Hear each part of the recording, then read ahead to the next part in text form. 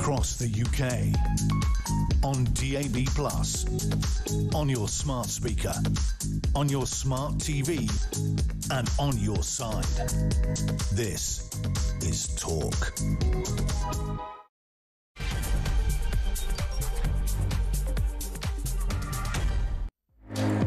Hello and a very good Wednesday evening. It is Petrie here with you for the next 3 hours, and as ever, the phone in at midnight is all about you and all about your views and your opinions. And it's quite a heavy one for midnight because just following the news stories of the day, a coalition of more than 60 cancer charities is warning the government must take urgent steps to tackle cancer care in England. More than 6 million new cancer cases could be diagnosed in England between now and 2040. That's according to these charities. It's a coalition of more than 60 cancer charities known as One Cancer Voice, warning the government that we need faster diagnosis and better prevention policies. These are extraordinary numbers. 1 in 2 of us, we know, is going to be diagnosed with cancer at some time in our lifetime. That, of course, it used to be 1 in 3, didn't it? But now it is 1 in 2. And cancer, of course, is very many diseases. It's prostate cancer now is going to be the #1 cancer in this country, overtaking breast cancer. And that's probably because with breast cancer, any woman who's listening or watching this will know, we get called for scans. I go to them religiously. It's not my favourite day out, but hey, it's better than the alternative. And it seems that there's a lot of proactive care for women's cancers. I mean, it's the same with stomach cancer or bowel cancer and things like that. So it's not just about women's cancers, but certainly those cancers that are just male cancers are lagging behind. So there's got to be a drive to make sure that men get called for prostate cancer tests at a certain age. So that's all to the good. But what I want to talk to you about at midnight really is, how are we with cancer? How do we treat cancer? I was reading just yesterday, actually, that many people now are so worried about a delay in getting a diagnosis that they're turning to the private sector and to diagnostic centres if they are concerned they might have cancer. So there's a lot of people doing that now. There's a lot of worried well who will also go for a lot of scans and a lot of tests and all of those things just to make sure that they're okay, but taking proactive care rather than being on the back foot. So I've lost people to cancer, and it is a horrible journey to watch somebody you love be on. I lost my father to it, I lost my best friend to it. So it is actually something that we need to take very, very seriously. So I want to hear from you. Have you had it? Have you got it? Have you just been diagnosed with it? Are you waiting for a diagnosis? Are you worried about it? Do you have it in your family?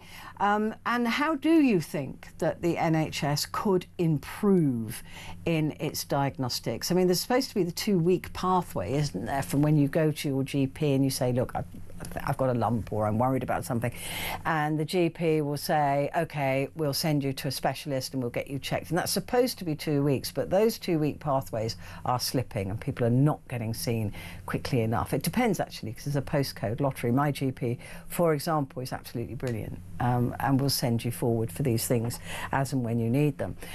So that's what I want to talk about. I know it's a heavy topic, but it is an important one. As I said, 1 in 2 of us will be diagnosed with cancer in our lifetime. It's also the problem of an ageing population, because as we age, our cells start to behave in an odd way, and that can cause more cancers as we get older. So that's another reason why these numbers are going up. So that's what we're going to be talking about at midnight. Do give me a call, 0344 499 1000. Calls are charged at the national rate, but we do call you straight back, so that's good. And you can text as well. Put your message, put the word talk, then your message to 87222. too. So that's coming up. Before that, between 11 and 12, we have the wonderful Amy Fisher, former Director of Comms for the Conservative Party. She's going to be here looking into Thursday's newspapers, or at least the front pages. Sandro Monetti joins us from LA.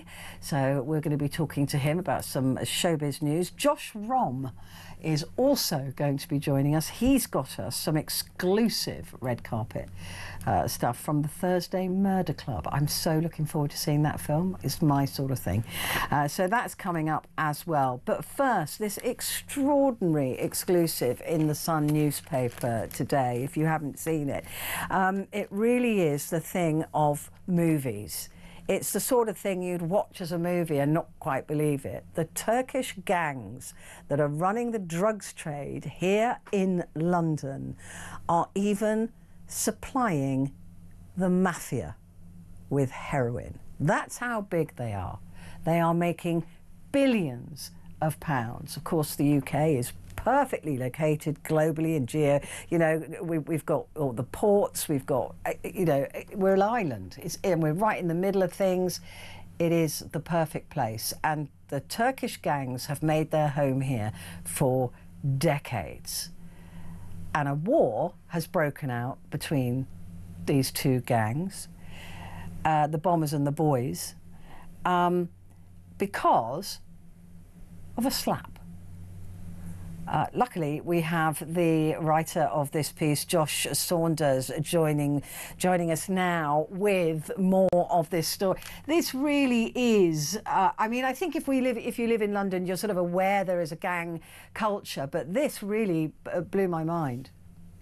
Yeah, it's justly harrowing. I mean, as you rightly pointed out, you know, this has been a bloody and what's been described as medieval a turf war basically for 16 years at the very least. I mean, you know, these two gangs, the Bombasilla, which is known as the Bombers, and the Tottenham Turks, known as the Boys, they've been feuding for decades, but it seems to have particularly escalated since 2009 after this slap outside a snooker hall, which is obviously just an insane escalation. But, you know, having spoken to someone who was tasked with trying to basically clamp down on them from Scotland Yard in the 80s, he basically said, you know, it's unsurprising, you know, with these kind of groups where it's based on honour and based on these archaic ridiculousness, it easily escalates to this level. And you know, and it's the power and control, isn't it? I mean, reading about this slap, and it literally was. This isn't a euphemism for anything. This is one man slapping another man outside a snooker hall. Did you say? Right. Yeah. And when the police were asked about this, one of the guys said, "No, I'm old-fashioned. You don't pursue this. I'll look after it." And since then, we've seen murders. We've seen arson. We've seen the shooting of that little girl who's still got the bullet in her brain outside of a restaurant. I mean, this has escalated beyond anything you can imagine from a simple slap. Yeah, fully. You're totally right there. I mean, it's utterly disgusting that you know, it's escalated to this level. I mean, all the previous acts before have been disgusting, but you know, for a 9-year-old girl to be caught in the crossfire, you know, just a young child described as, you know, funny, caring, lovely by parents who, you know, begged them literally just to go for an ice cream at a Turkish restaurant. And I mean, I have a very young daughter myself. It could happen to anyone really. Yeah. And it's harrowing. You know, the supposed target of the attack had left literally minutes before. The guy who was convicted as part of this, who was conducting the reconnaissance around and transported the killer around, had circled the area to look around and stuff. And yeah, minutes later, you know, 3 of the men who were, you know, supposed targets, they were struck. One was hitting the spine, one was hitting the thigh, one in the leg. And yeah, unfortunately, this young girl was, you know, her life's been forever changed. I mean, it was feared she wouldn't be able to talk again. There was fears that she might not be able to walk. I mean, she was in hospital for months. Her parents have said that she has a weakness on the left side of her body now forever, and her life, their life, has been forever changed by this horrific and ridiculous feud and war that I mean, continues. they say she's going to have this bullet in her brain for the rest of her life because it's in a position that is difficult to remove it. Were there any surprises to you, Josh? I mean, we're quite a cynical bunch, us journalists, one way or the other. But when you were looking into this story, which credit to you, because that's dangerous in itself, exposing these people. But were there any surprises to you when you started looking at these gangs and how they operate? I suppose, as you pointed out before, really, I mean, the fact that, these have been groups that have infiltrated the UK since the 80s. Police forces over the decades have tried to crack down, and yet, because they have a culture of silence and also the knowledge that should you ever speak out, you'll be killed, you'll be shot. Multiple of these gang members, and I'm not talking about the lower level ones who are often, young children of London. These are high-ranking Turkish gang members that have been assassinated overseas. They've been shot at traffic lights. One was killed after escaping prison from Turkey after being transferred there.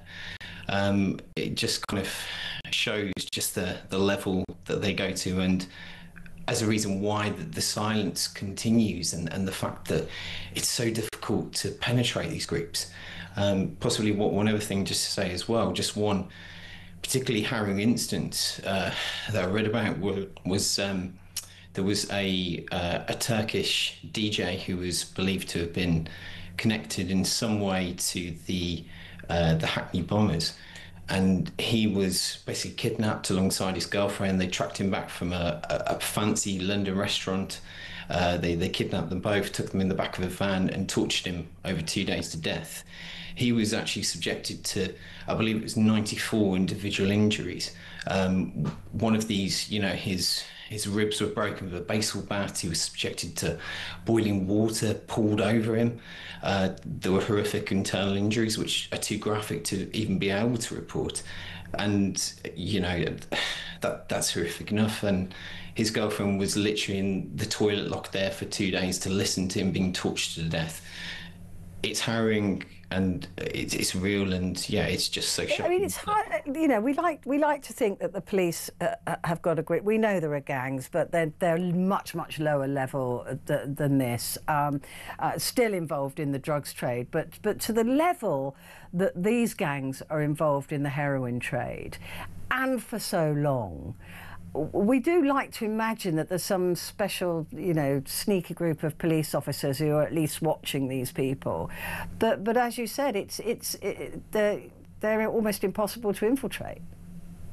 Totally, yeah. I mean, I can't remember the exact numbers, but in the early 2000s, at Scotland Yard, I believe they deployed, I think it was 40 undercover officers and 60 other officers just to this very small area around, Hackney, Tottenham, which, is, if you know North London, it's a very small area.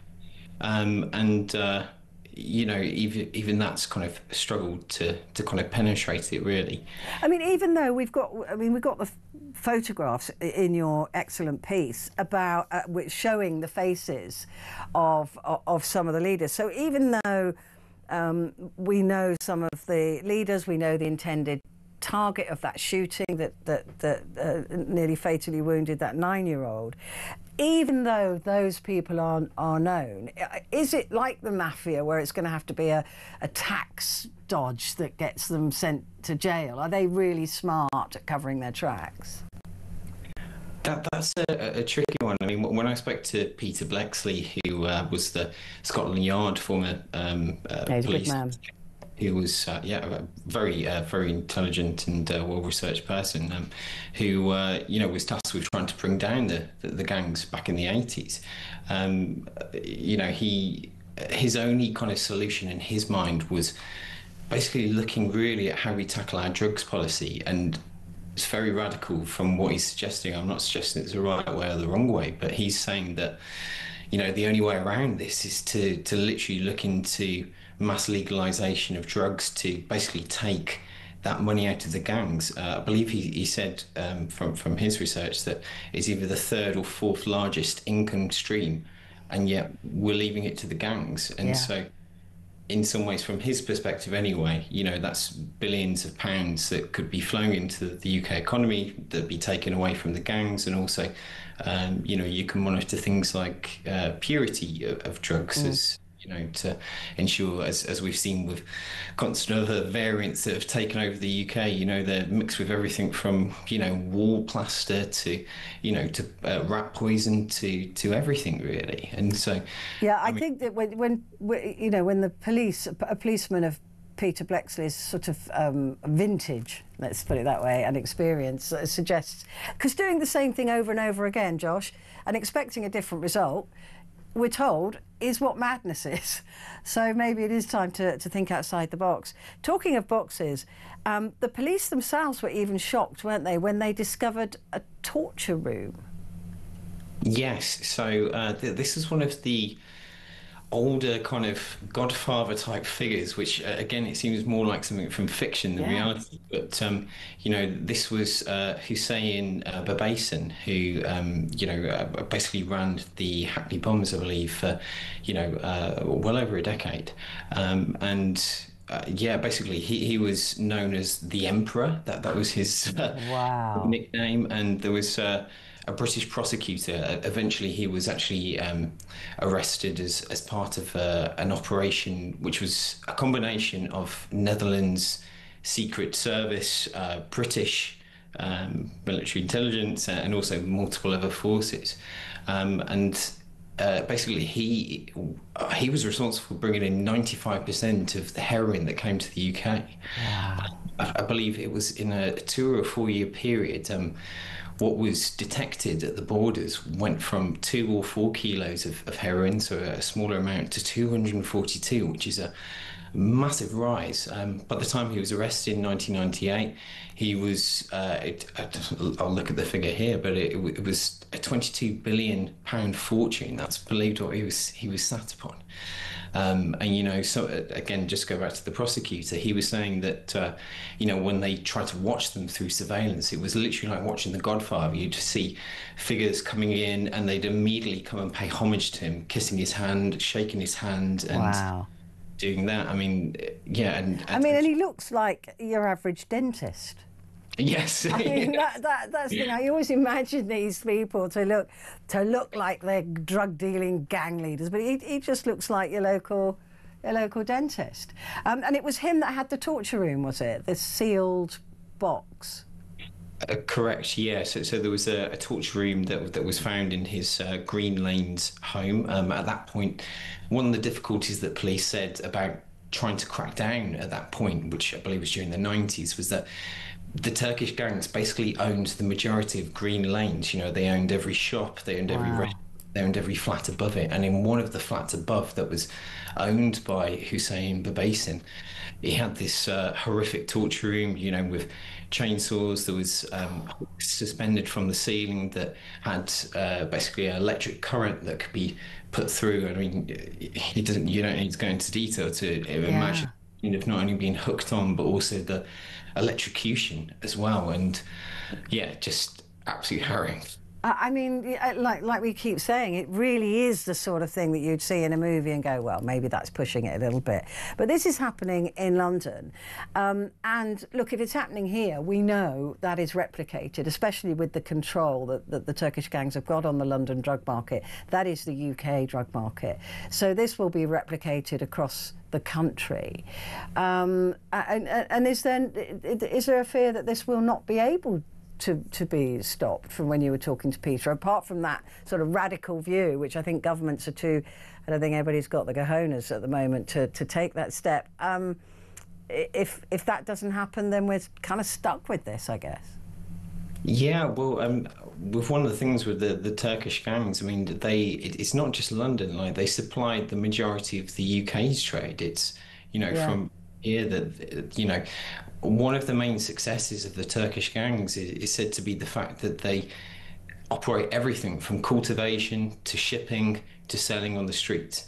They don't have any middlemen, so they don't Wow. pay any exorbitant fees to these other kind of people, and so they've been deeply entrenched for such decades.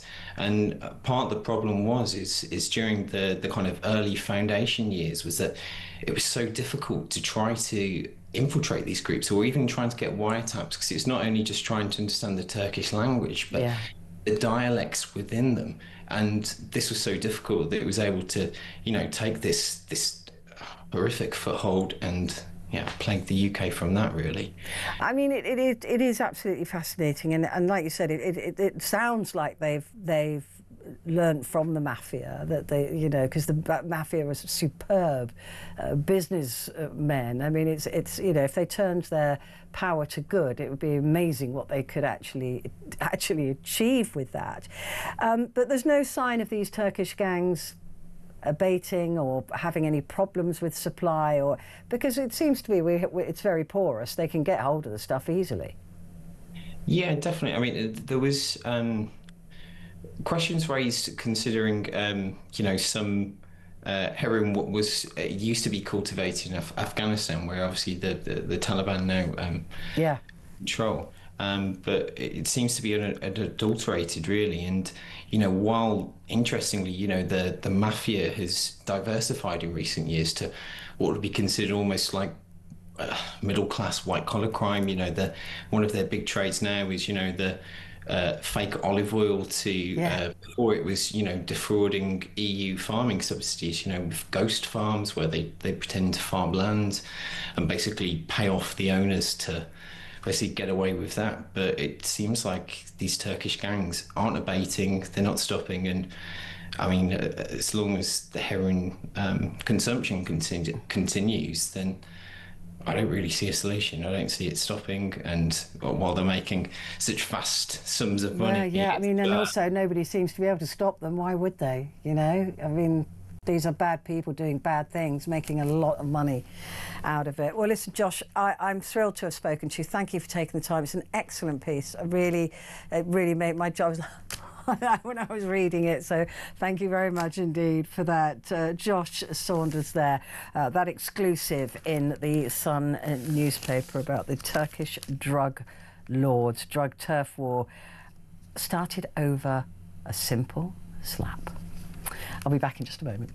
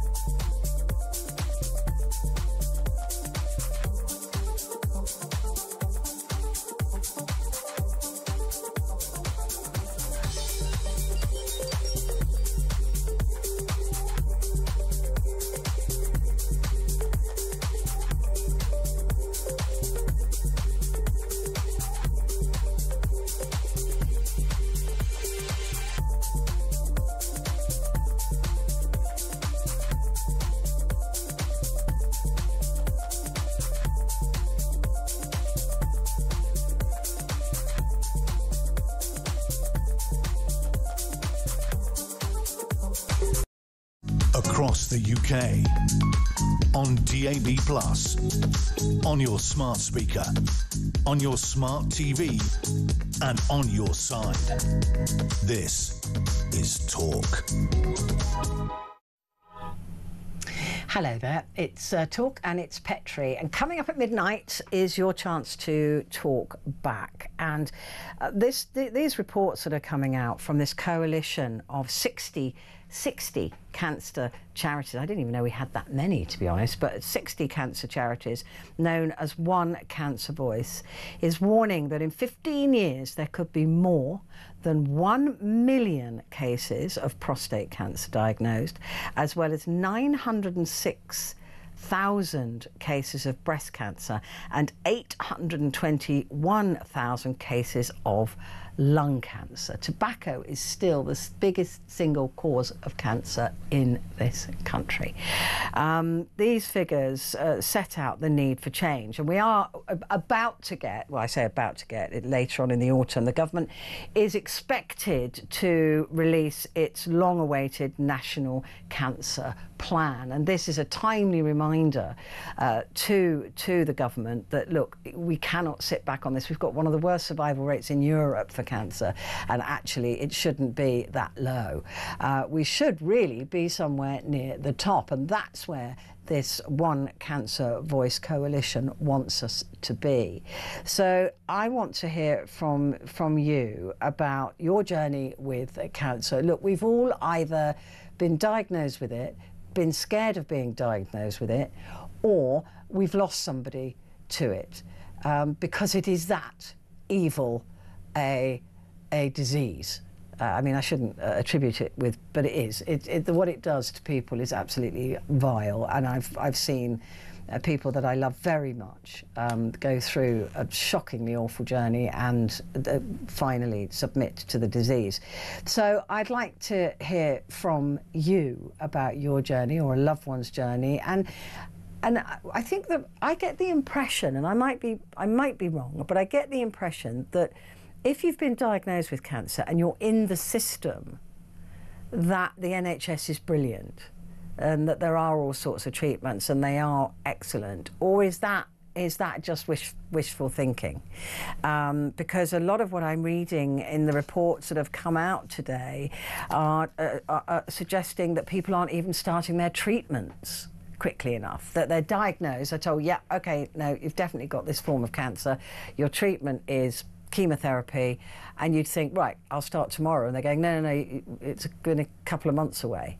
And of course we all know, the one thing about cancer that all of us know is that the quicker it's treated, well, the quicker it's diagnosed and the quicker it's treated, the more likely your survival is. It is as simple as that. Of course, COVID exacerbated because they let go of everything else but COVID, which will turn out to be a complete disaster, and more people, I think, will die of diseases that could have been prevented during those 5 years or those few years than actually of the COVID. And that is a real concern at the moment, because people were not diagnosed, they weren't seen.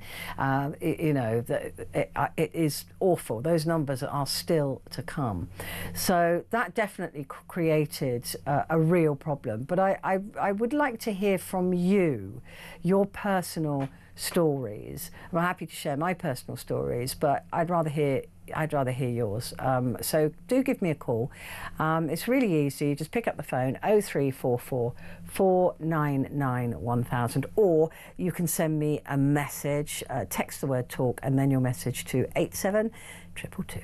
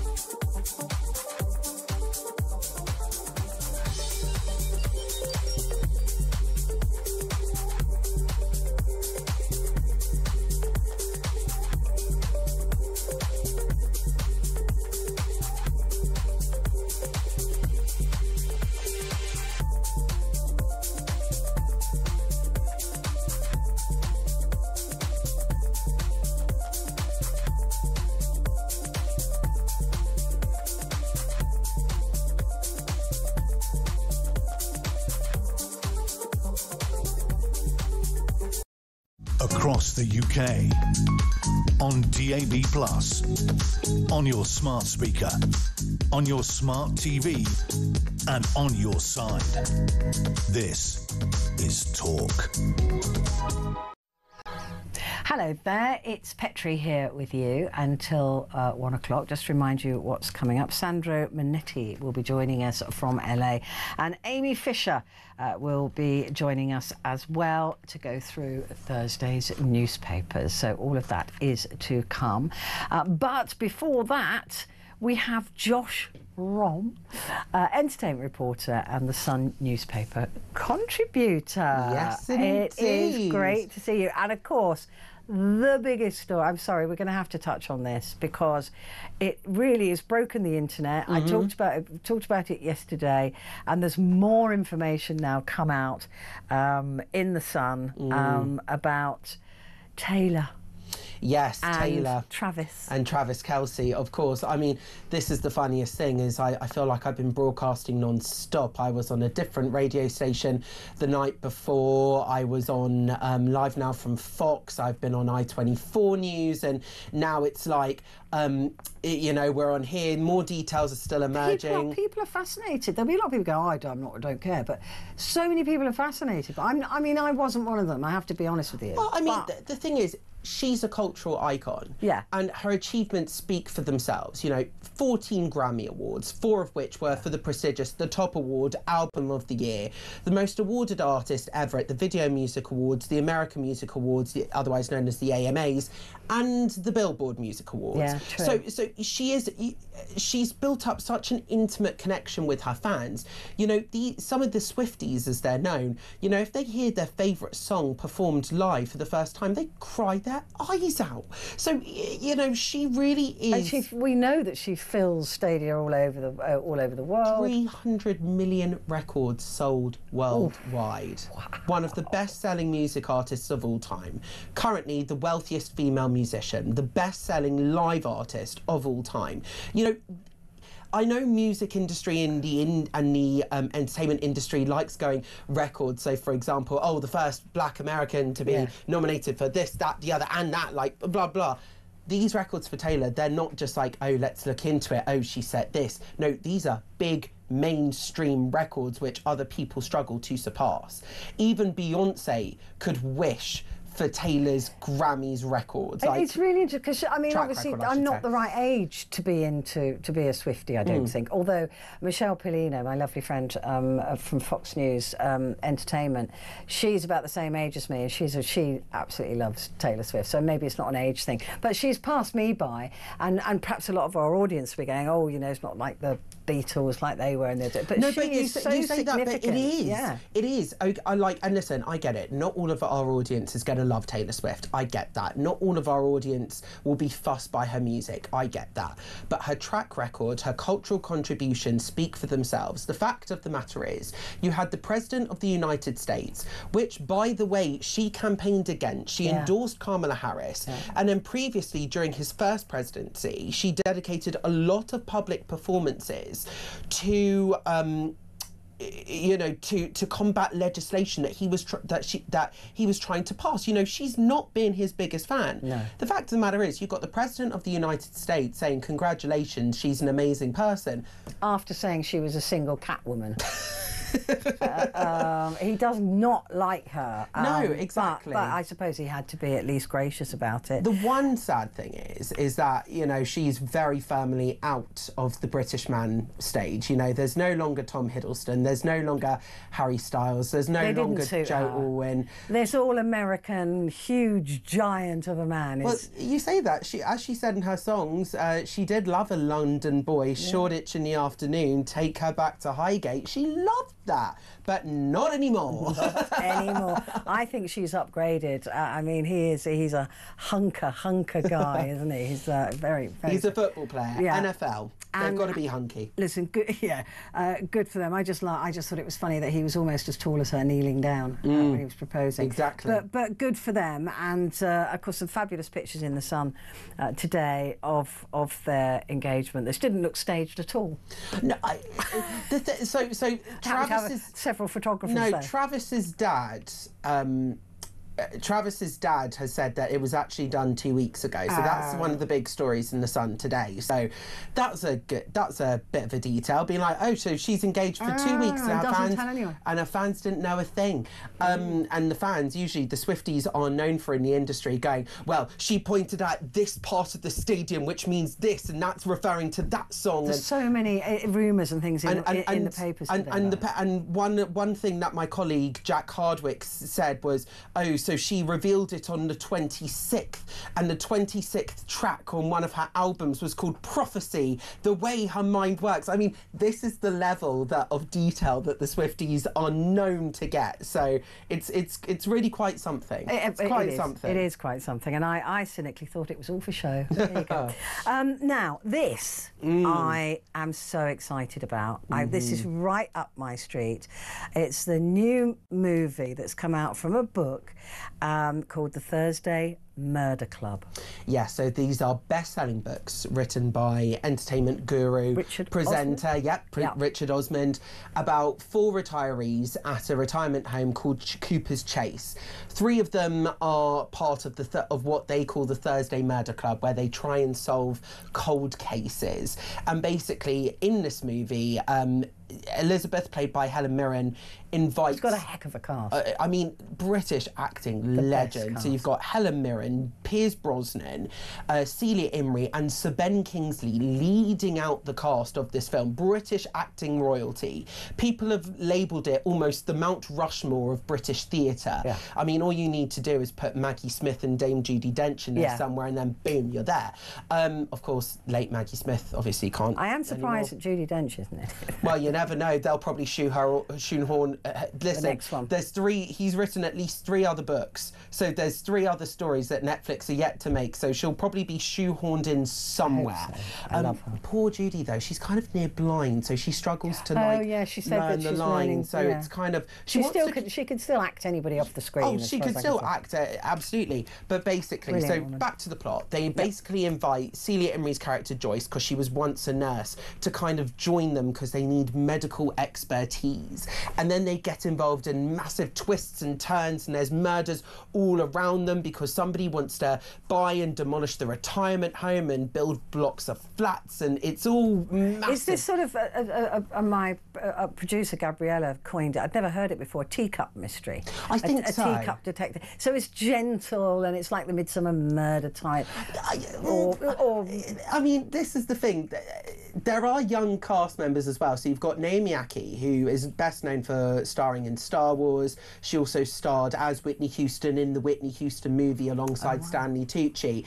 And then you've got Daniel Mays, of course, from Line of Duty as well. So there is the young element, and it's not I'm not going to say it's not exactly gentle, because you've got an ensemble cast of David Tennant and Richard E. Grant. So it's not completely gentle Midsummer Murders. It's Agatha Christie, but with a twist, with a bit of action, a bit of fast pace.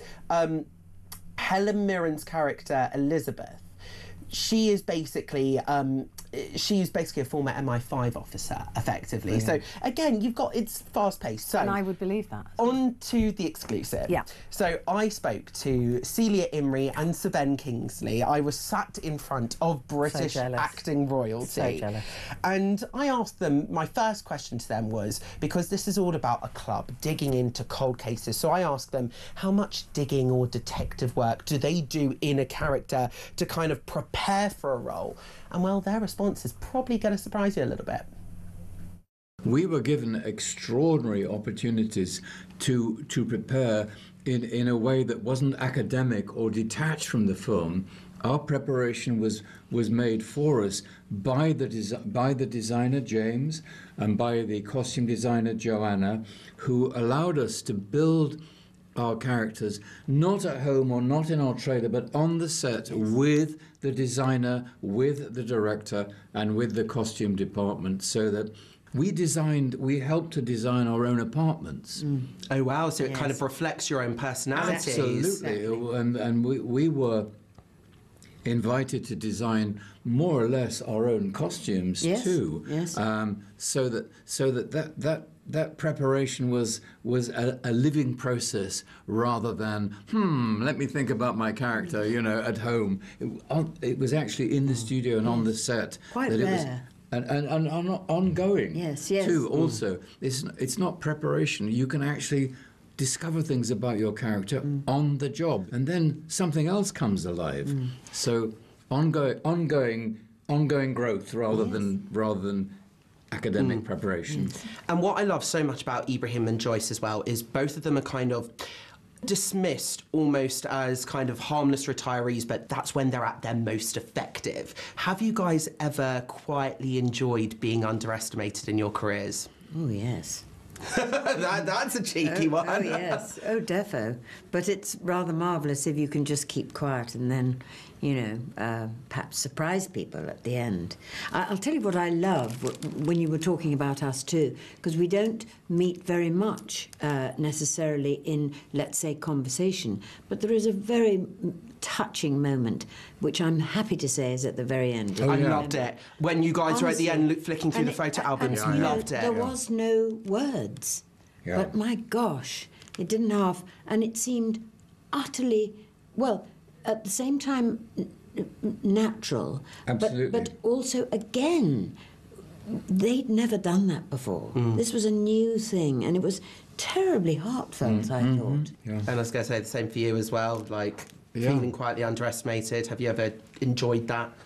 I love surprising people. Yes. And I'm sometimes astonished when I get a script to think, how wonderful to think of me in this role, because I would never have cast myself in this role. So I'm not talking about Ibrahim. Ibrahim is sort of, yes, I can see that. But there are other roles I've played where it's a total surprise, and that side of my craft has perhaps not since I left the theatre, perhaps hasn't been seen. But we love versatility, and we love diving into new areas, and we are risk takers. That's what actors are. We're like trapeze artists. We leap from one trapeze to the other. And just hope there's one there. Yeah, and spin in midair, and that's what the camera loves, that spinning in midair and then catching the other.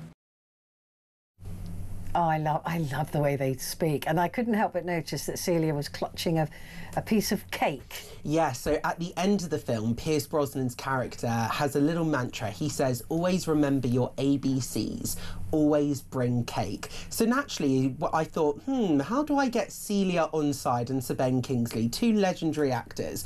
So I came in with a little slice of Victoria sponge cake for Celia.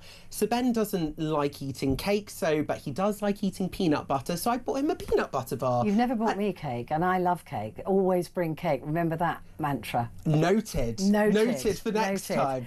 Listen, just before we go, you also managed to catch Richard Osman on the red carpet. Let's have a listen to what he had to say. No, of course not. That would be crazy. How I imagine it wouldn't look good on a movie at all. I know what it looks like. In my brain, I know what all the characters look like. I know who they are. I know where they live is. But no one wants to see that on a screen. What they want to see is what Hollywood have done, which it's so aspirational and it looks amazing, and it has a brightness. But no, I know what it looks like, and this is like Hollywood has done a glossy version of a true crime story or something. So I love it. And it's funny to me, but I know in my head what it looks like. Just towering above you. Literally, you could so tell, but if you're watching on YouTube, you can so tell by the shot I was holding my camera firmly up, pointing up. When I used to have to interview the Coldstream Guard and things like that out in Bosnia, I had to stand on a box. Oh, I could imagine. To get the air. And they made me my own Petrie box that I carried around with me.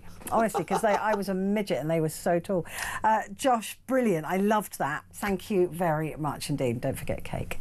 Next time. Coming up, we're heading over to LA.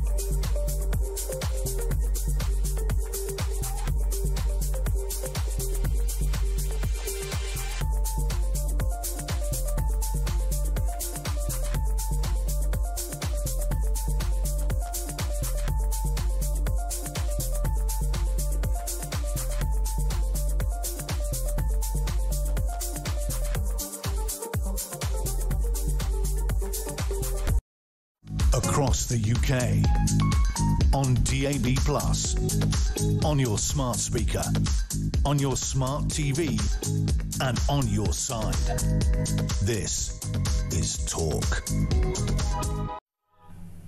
Hello there, this certainly is Talk, and just a reminder that coming up at the top of the hour is Amy Fisher. She'll be here to go through the newspapers' front pages for us for tomorrow. But before that, we're off to showbiz land and to showbiz journalist and film producer Sandro Manetti, looking every inch the star in his outfit there. How are you doing?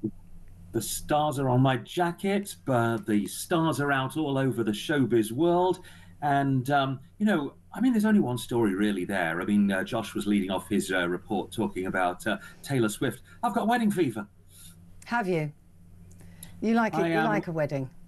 Well, I am actually an ordained minister. Of course you are. And I love a celebrity wedding because recently I officiated at the wedding of Dominic Keating, who Star Trek fans will remember from the series Star Trek Enterprise, and all his classmates, Scott Bakula and all the rest, were there. And I broke the record for putting the most Star Trek puns ever in a series of wedding vows. So, Taylor, I am ready. I am ready to answer the call because there's so much speculation on who the best man is going to be, who the maid of honor is going to be. No one's talking about the officiant, you know. Yes, that's true. As an ordained minister, you know, in the Universal Life Church, you know, not non-religious denominational there, I am ready. You know, I have the showbiz experience. And, you know, let's talk about this ultimate love story and see how many Taylor Swift songs I can get into the wedding vows. Oh, I bet that yeah, I'm sure you do that proud. Just putting it out there, Petrie. You know my number. You never know. Taylor might be watching. I mean, you never know. It won't be Blake Lively, will it? I very much doubt it, you know. No. But you can get you can get a job. You can get a bet on who the maid of honor is going to be. Selena Gomez is about sort of 25 to 1. I mean, everyone's Taylor's friend, but who's her best friend? I guess we'll find out. Oh, we're going to find that is a tricky one. Imagine the competition for that job. Yes. Yeah, and also if you think you're her best friend and you find out you're not. Yes. Yeah, that's not good. Now, talk to me about the Venice Film Festival. Well, it's just underway in Italy, and this is officially the start of awards season because it is the first event where the movies battling for Oscars in a few months' time, you know, reveal their goods, and the stars come out to support. So George Clooney... Is it as big as the French Film Festival? Well, it's interesting because the Cannes Film Festival, you know, has been very influential, more so than Venice, in the last few years. Because Anora, which won Best Picture, also won at Cannes. And it always used to be, you know, that Venice was the next step. So we will see. But a lot of big guns turning out here. George Clooney, Julia Roberts, Emma Stone. This is the star wattage. And they've all got films which are likely to be in the Oscar conversation. Well, the audiences and the judges will be the judge of that. But if they can get good reviews out of Venice, this can propel them for the next few months to being among the front runners, because there's no front runner yet for the next Best Picture. Yeah, it's an odd one, isn't it, at the moment? Normally, I would say by now, there's some noise about a left-of-field film, something that people have gone, oh, that's unusual, that's probably going to do well. But we're not really hearing anything. So it looks like it's a really open field. You're so right. I mean, there is a Paul Thomas Anderson directed film with Leonardo DiCaprio, which isn't opening here, but that's a bit left field. The George Clooney one, he plays a handsome, aging movie star. That should be a stretch. The Julia Roberts one, she plays a college professor embroiled in a scandal. And the Emma Stone one, she plays a corporate CEO who's victim of a kidnap. So, you know, these are all Oscar winners before, trying to get there again. Yeah. And maybe one of these will emerge, you know, as the movie to talk about after Out of Venice. Yeah, I mean, listen, it could be. I just need to point out for those people who are not watching this programme and who are listening, and I don't normally do this, but credit to my producer, John Hearn, for the strap gondola. Yes, very good. I mean, I don't normally read out the straps, That's one, John. But gondola deserved a special mention, just like other films in Venice will deserve a special mention. So if you're at the Press Awards, John, that is the Strap of the Year winner for sure. I think that is a good one. Well done, John. Well done. Right, Knight Rider. Now, I used to love a bit of Knight Rider. Kit. Oh, me too. Yes, back when talking cars seemed total science fiction. Yeah. And now all they do is nag at you. Exactly. So how do you make Knight Rider for the modern age? Yeah. Well, luckily, the production team behind Cobra Kai, that wonderful series that spun off from the Karate Kid movies, that's finished now after several seasons and 11 Emmy nominations. So they're looking for their next project. And they've decided to reboot another 80s classic, this time David Hasselhoff's talking car crime-fighting series, Knight Rider. And I think in their hands, it's going to be really interesting to see how they make it work. Yeah, let's hope the Hoff is in it. It really will. I mean, David Hasselhoff is the most ham actor in everything that he does. So, I mean, even during those heady days of the 80s, I mean, it was terrible. But the car was just amazing, and I loved it. So I am really interested, because we had other talking cars. We had we had Herbie. We didn't talk, but behaved like it did. But it'd be really interesting to see, because that was so futuristic, wasn't it? How do you make a car more futuristic than Kit was back in the 80s? Well, that is the challenge. And Yeah. I dispute you about David Hasselhoff being a hammer actor. Sorry. And I think there's a real opportunity for him here, because if we take the example of William Shatner, William Shatner was dismissed for years, you know, and then he did the series Boston Legal and won an True. Emmy for Best Actor. Yeah. So, you know, and also look at the stars of Karate Kid getting all the respect that they've had through Cobra Kai. So I would suggest that if David Hasselhoff is in this, maybe as the inventor of the new car, under these hands with this production team, maybe you'll see him at the Emmys or even the Oscars. Don't worry, Hoff. You know, whoever said there's no second acts in American lives could be wrong. Well, I'd they love to are see wrong. them the acting trophy. Yeah, they've been proved wrong many a time. You look at Pamela Anderson. To Perfect put them example. two together. Yes. I mean, she's just, you know, that whole. She's just flying. So happy I mean, for her. completely Yeah. amazing, and good on her, and proved to be an extremely good actress. So that's excellent stuff. This next story, I was reading about this today, and I mean, I absolutely love Bruce Willis. I was first introduced to him another brilliant series called Moonlighting, where he played this sort of hapless cop that was always, you know, very, very funny, and of course he has a form of Alzheimer's now, frontal lobe, and it's so sad. But what is so heartwarming is that his ex Demi Moore, all of his family, his new wife, they all seem to be wrapped around him. Yes, and they're increasingly going public about it because last night here in America, his wife Emma Hemming gave a 1-hour TV interview with Diane Sawyer, the doyen, the Petrie Hosken of American television, if you will. And Diane had interviewed Bruce more than anybody else over the years, and now she was interviewing his wife about how she's his permanent caregiver now, and how that is. And it really sort of helped you understand this terrible disease. It's FTD, is a form of dementia that Bruce has, and so he's losing his speech and the ability to communicate. And when you think someone who's made a living and made fans all over the world from being such a snappy communicator, this must be so heartbreaking. But rather than making it all about them, you know, she's written a book to help caregivers of all sorts, you know. And for any of us who have to deal with looking after a relative, I think this book is super helpful. And yes, good for her. And it's a lovely support system that Bruce had. And we all just love seeing him with Demi Moore and the children. I mean, he's a lucky man in his ill health to have so much love around him. An extraordinary book called The Unexpected Journey. Sandro, thank you very much indeed. Lovely to see you. Sandro Minetti, showbiz journalist and film producer. Right, coming up, it's the papers with Amy. Don't go anywhere.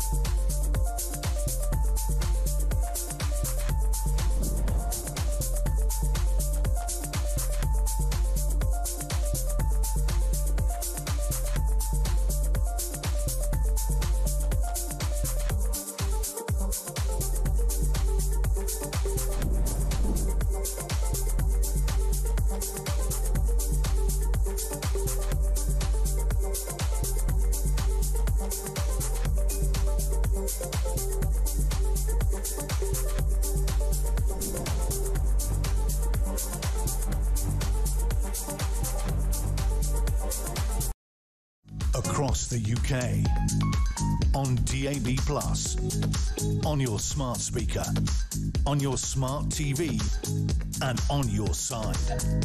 This is Talk.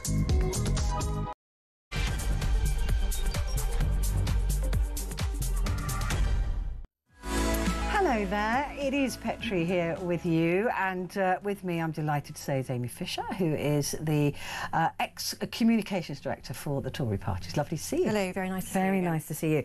Now, before we get into the papers, as usual, I've pulled this story today, and it's not a fun story, it's not a nice one. It is One Cancer Voice, a coalition of more than 60 cancer charities that are warning the government just ahead of their cancer, national cancer plan reveal, that we are going to see a massive increase in the number of cancers between now and 2040. 6 million extra people with cancer. Okay. That's 1 in 2 people. But it's always so depressing to me when I look at how well Britain is doing against other similar nations. We really are not good at it. No, that was going to be my first point, actually. It's not only is it sort of, you know, obviously the personal tragedy for the statistic which everyone knows is kind of 1 in 3 people. 1 in 2 now. As I was about to say, but now the 1 in 2 is really striking. It's not just the sort of tragedy of the increase in that. It's just that comparatively for Britain, as a Western, advanced, you know, Northern European nation, we do staggeringly badly against other sort of very commiserate comparative countries. And as far as I understand it, it's a particular increase in sort of the under 45s, under 40s. Yeah. It's these very much younger people. So whereas sort of somewhat previously cancer, like other things like sort of heart disease, etc., were associated with getting older type things, which just, you know, unfortunately come with the passage of time. No, there's very much been an upward and to the right on the graph, which is not the way you want to see cancer is going of kind of, yeah, the under 40s. But I mean, we had Princess Catherine. Catherine very recently, what was it, obviously earlier this year. She's only in her early 40s, and whether it's related to diet or other kind of environmental effects, because actually what I find very interesting about this is actually amongst younger people, certainly those under 30, maybe not under 40, but certainly under 30, you know, people that age, they're just not drinking as much, they're certainly not smoking as much. Okay, some people have kind of swapped maybe vaping with smoking. Vaping still isn't particularly good for you, let's be honest. So I think that there's a whole sort of bit in that of all the kind of dietary sort of factors that is not really very understood of why these kind of bigger increases do seem to be being seen in those younger cohorts, especially who aren't like smoking or drinking as much. Bowel cancer and things like that does make you think stomach, that it is, all of that kind of bits down there. As I say, you know, you would think, I mean, obviously I'm no doctor, but you would think that that would be related to the kind of diet, what you're ingesting, and as I say, with rates of sort of smoking falling off the cliff, even as I say, if people are somewhat replacing it with vaping, it's just not anything the same as it was 20 years, you know, even 20 years ago. So that's what I think a lot of people in the medical profession, as far as I understand it, kind of scratching their heads about. And then if you are then perhaps thinking, as one might selfishly, kind of, I've got a 50% chance of getting cancer in some form. It's really high, and I know what the NHS is like in this country, and I know what waiting times are like. I'm not just scared for perhaps, in my case, my parents who are ageing and maybe facing some of those scares. I'm frankly scared for myself if there's a 50% chance of... I mean, if there was a 50% chance of your plane crashing, you wouldn't get on the plane. Right? I mean, this is huge. This is a big issue. That's sort of what I mean about if we don't know what the factors are. Like, I mean, we all know smoking is bad for you.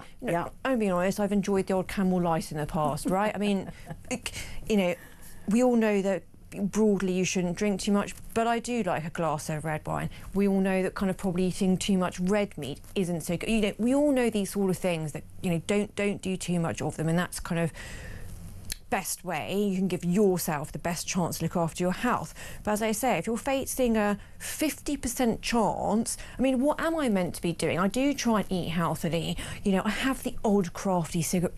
cigarette, but I'm not a sort of 60 a day type, But yeah, you've just put it plainly. If you thought there was a 50% chance of your plane crashing or your train crashing or crossing the road, you wouldn't cross the road. No. So that's where I think we're all feeling very much in the dark about, well, I know what these odds are.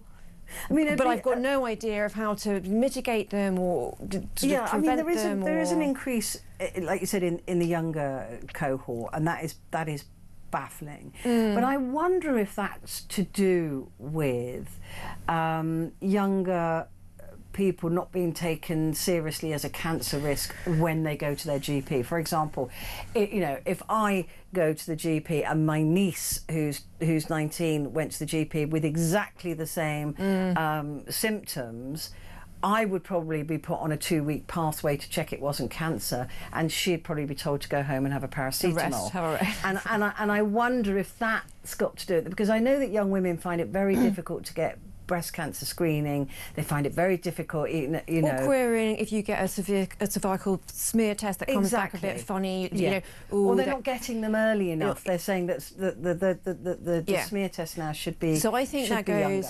So I think that goes to a wider problem.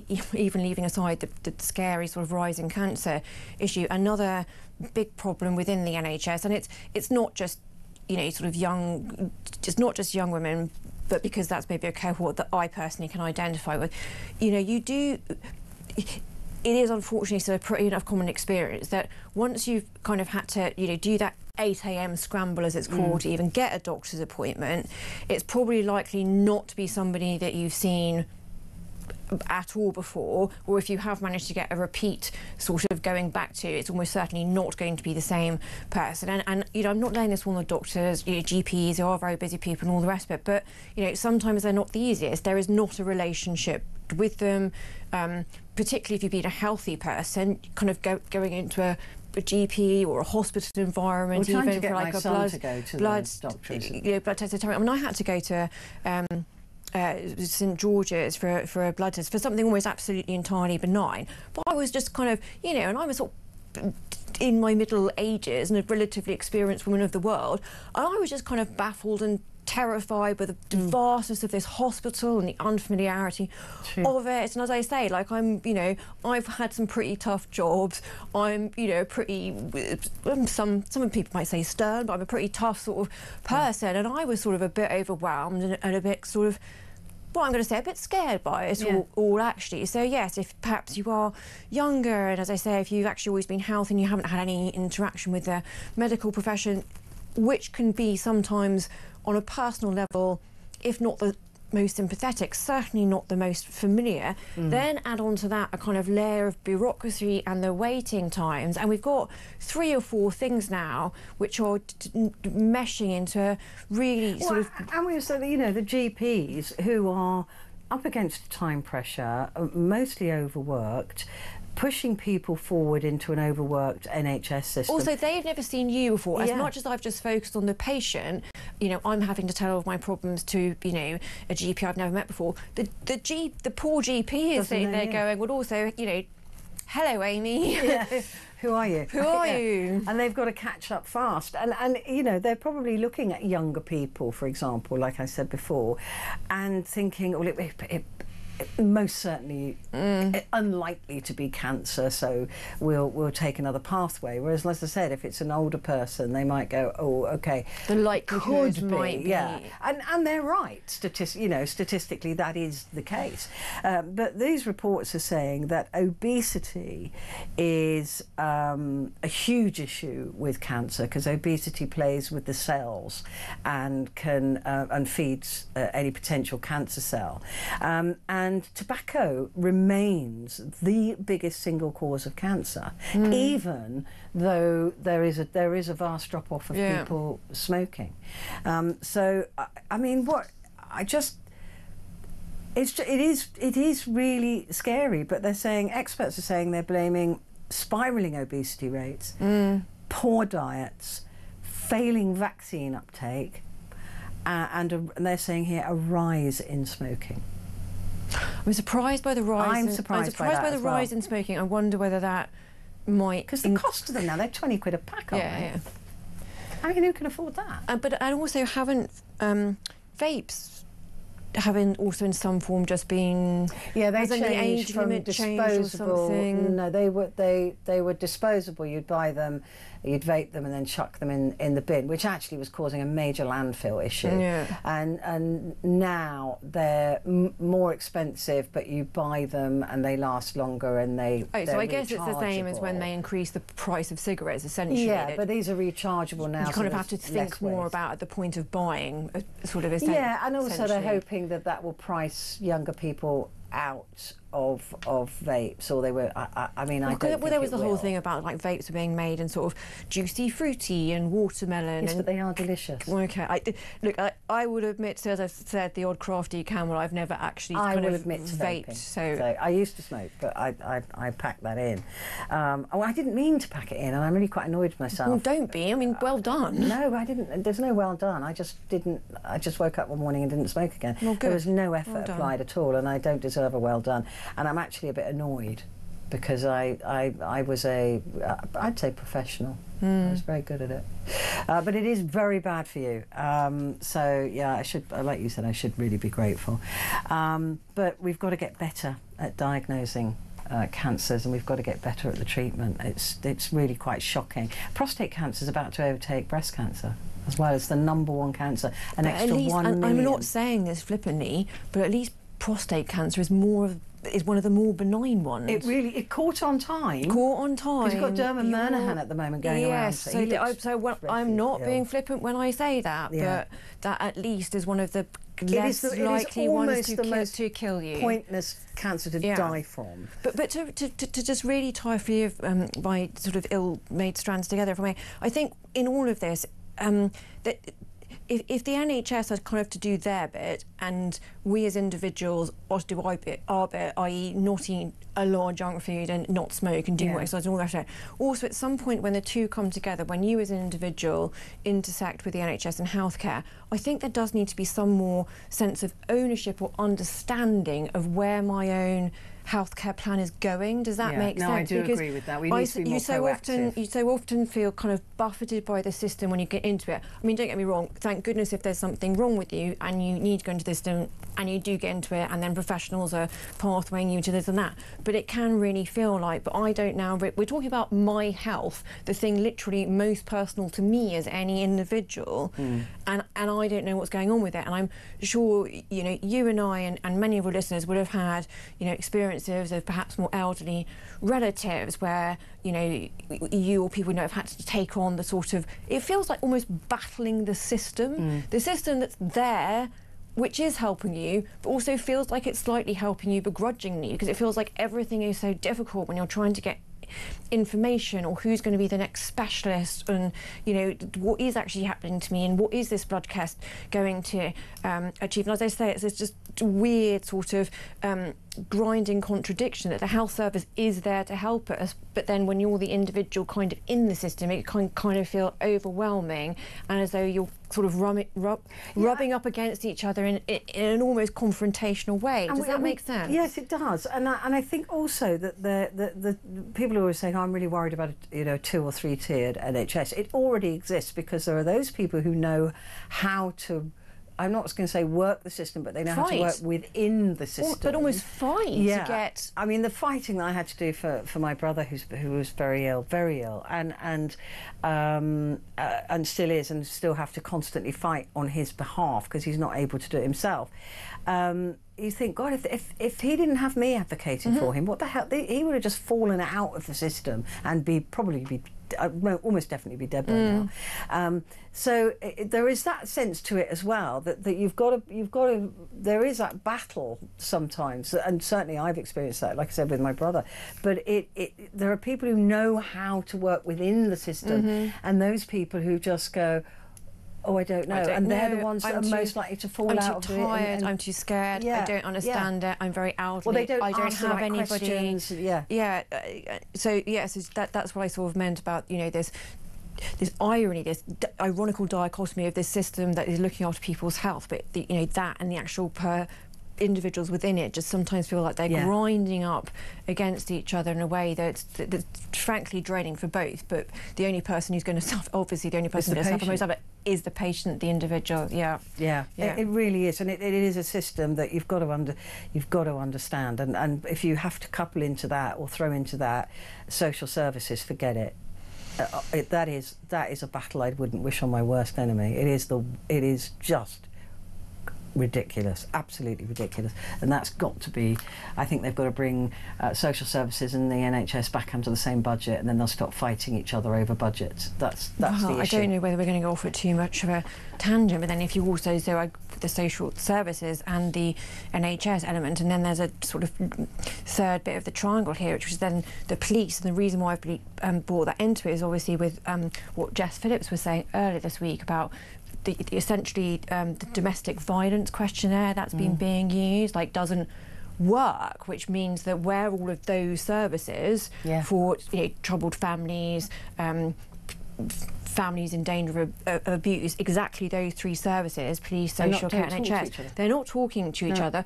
One's falling through the gap here because they spoke to police without getting elected as a social services, or somebody presented at an NHS service but the police weren't.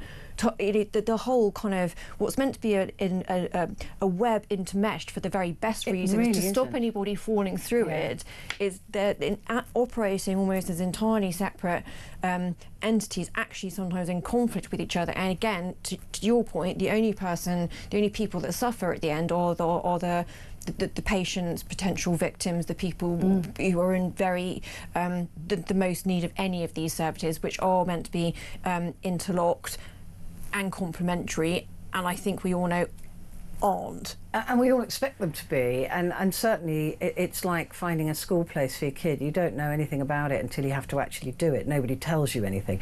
So trying to get my brother the support that he needed and still needs through social services while he was in hospital, taking up valuable space in hospital, and he was very ill for a long time with alcoholic dementia. So and then suddenly you're in this world that nobody knows the rules to. Nobody could explain anything to. I didn't know who to talk to. There's nobody who, and suddenly you're fighting with people that, is he going to be committed, or what we do? I mean, honestly, it was just like. And like you, I've had tough jobs. I've been in tough places.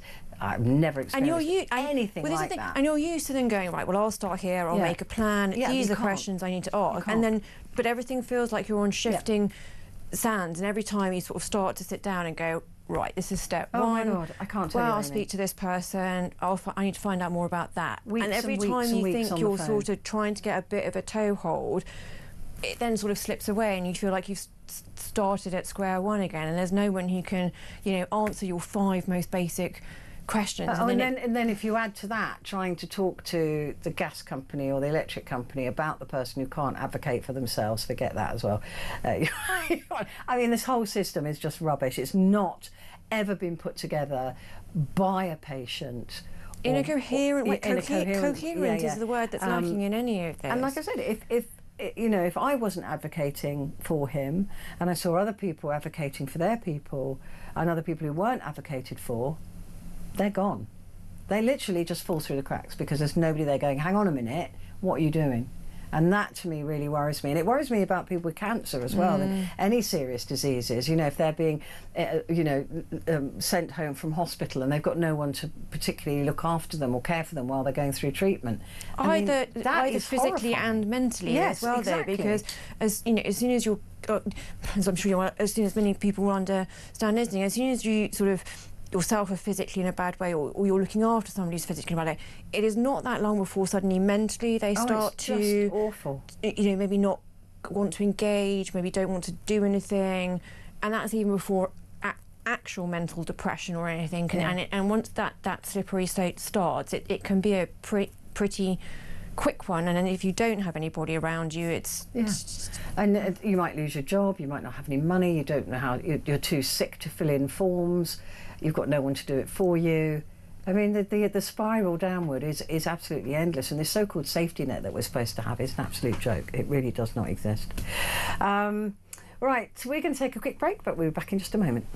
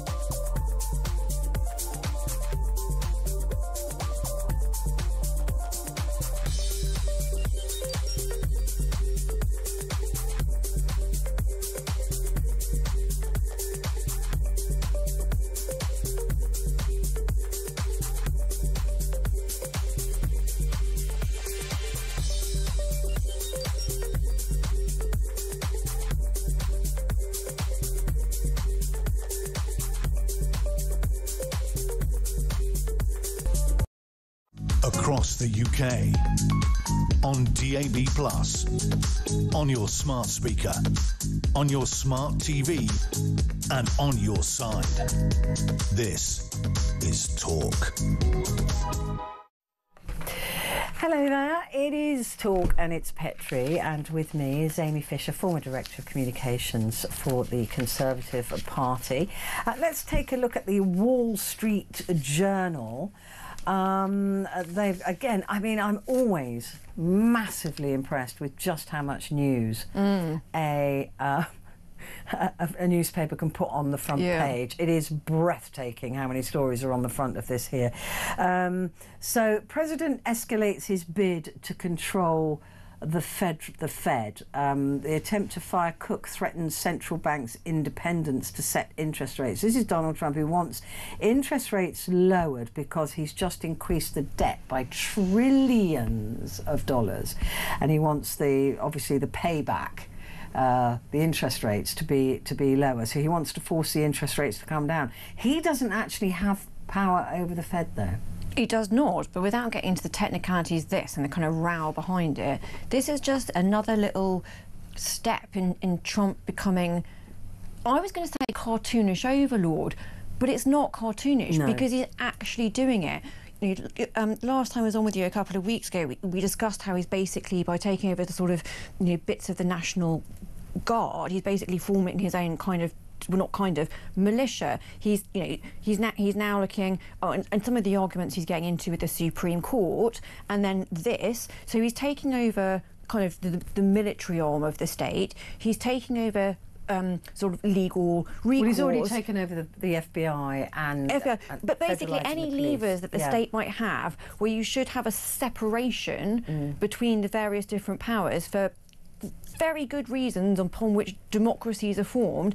This is just another power grab by him to get control of the economic part of it. So as I say, there's a bit of a row behind exactly how he's doing it, but to me it's just part of a not at all subtle plan of his march towards Trumpian all supremacy, which, as I say, it sounds cartoonish when I say it out like that, but as we've just listed, this is what he's been going around doing over the last... Well, he's been ignoring High Court rulings. He's been saying that he's going to set the laws. I heard him talking and once today, he wants to enforce the laws, he's got his own army he can put in to instruct to do that. And he's saying if anybody kills anybody in DC, he's going to instruct that they get the death penalty. Well, it's not up to him. That's up to the laws of the land. And there are nuances. I don't think nuance and Trump are sort of words you see often in the same sentence. And then have you seen the stuff today about his cabinet meeting? The sort of 3 hour, have you seen this? When they all praised this sort of 3-hour cabinet meeting that he's had, which was again, I'm not making light of it, but it almost looked like something like a sort of satire, like that film The Death of Stalin, where it was also hyperbolic and sort of metaphorically, if not literally, bowing down at his feet. And like, it didn't really seem to be a cabinet meting in that various matters of the entire federal... No, they all just praised Trump. It wasn't like a discussion of the kind of issues affecting the federalities of the states of America. It was all just literally, oh, praise be on high to our great saviour Trump, televised. It is 3 hours. It is extraordinary, and now in a sort of a Kim Jong-unian move, or Putin-esque, because if you look at the other headline that's on all these huge posters of Donald Trump's face appearing all over the... Saddam Hussein, any this is what authoritarian dictators do. The kind of idolatry, the self-worship of the person. This is literally out of the playbook of and those it's supposed kind to be of worship people. of the Constitution, not the individual person. But as you've just said, he's systematically undermining the Constitution. Ignoring rulings of the Supreme Court, thinking that he can summarily issue death penalties, summarily extradite people. I mean, so it's idolatry, right? In a sort of true. And he sacked the person that gave him the wrong, in his view, employment numbers. So I mean, and I was watching some very experienced economist saying the problem is that if Trump does get control of the Fed, that is bad for the entire world, because he will just manufacture what. I mean, if you remember, even here in the UK, before Gordon Brown separated the bank from government, interest rates got up to 17%. Crazy. 17.5%. 17.5%. Yep. So, you know, governments can't run economies unless you're Mark Carney, and then you can do both. But it is quite an extraordinary thing to watch. Well, I mean, a friend I was talking to said, God, it is really scary about all this stuff that, you know, Trump is doing. And then he sort of paused up and went, I guess the scariest thing would be, though, if, you know, something did happen to Trump, because obviously there's been these rumours about being his ill heart disease and the sort of liver spot and all the rest of it. Yeah, but the only thing that would be scary is if Trump did actually sort of retire, you'd have to retire or die, is that we'd then be left with J.D. Vance, and I'm not sure which is worse. I know. Well, and, like, I'm slightly giggling, but as soon as he said it, I was like, yes. Yeah, is it the better the devil you know? I'd say no. I say that Vance, although he's more of a puppet, in my view, he's not Trump, and cults very rarely survive the loss of their leader. Yeah, it's one after the... Yeah. He's not got the same charisma. He's not got the same... I don't believe J.D. Vance believes as much as what he says as Trump believes comes out of his own mouth. Well, he was a never-Trumper. Well, he wasn't. So that's sort of what I mean. Yeah. I don't. He's changed. Like, Trump is a Trumpian believer. Yeah. Like, I don't think Trump is putting this on for show. I think Trump thinks that Trump totally is actually. that. Whereas J.D. Vance, I think, as you've just said, is doing it for the sort of political power, other motivations that are coming to him at this current time. Yes, I agree, and I have to tip my hat to the Chinese who started to do adverts now for eyeliner using J.D. Vance. I hadn't seen that one. Yeah, it's good. Right, let's have a look at the Sun newspaper. They've gone with a really strong front page. Keep Jihadi Ringo out of the UK. Now, this is a terrorist who was part, if you remember, I do, because they called themselves the Beatles. Jihadi John, yeah, exactly. There was Jihadi John and there was Ringo. This is Ringo, a terrorist who was part of an IS beheading gang dubbed the Beatles, wants to return to the UK, sparking fury from the family of the people who had their loved ones beheaded. I mean, surely, even the mess this country is in, we can't let him come back in, can we? But I suppose we can't let him stateless. So look, this is all about the removal of passports and all the rest of it, and making people stateless.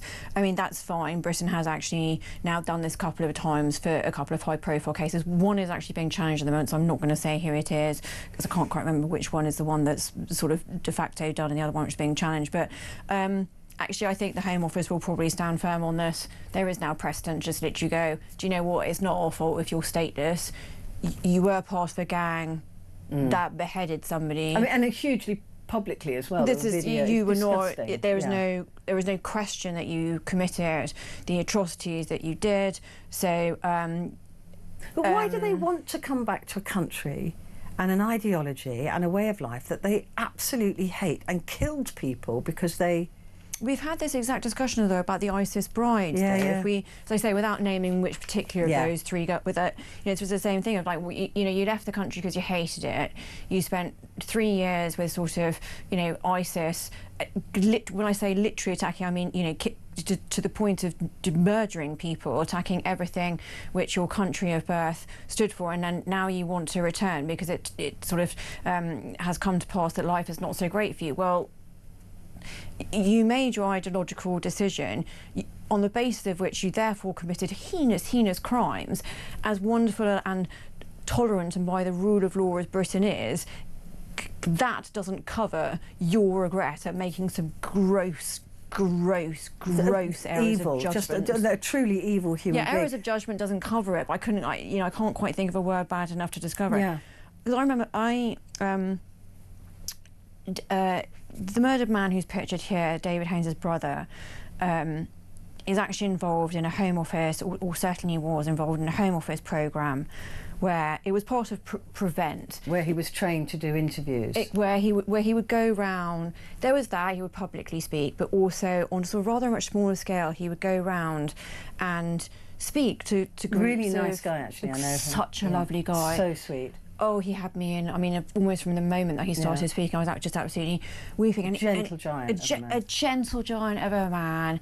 And the way he would approach things is he would never actually really say anything bad about the individuals who'd murdered his brother.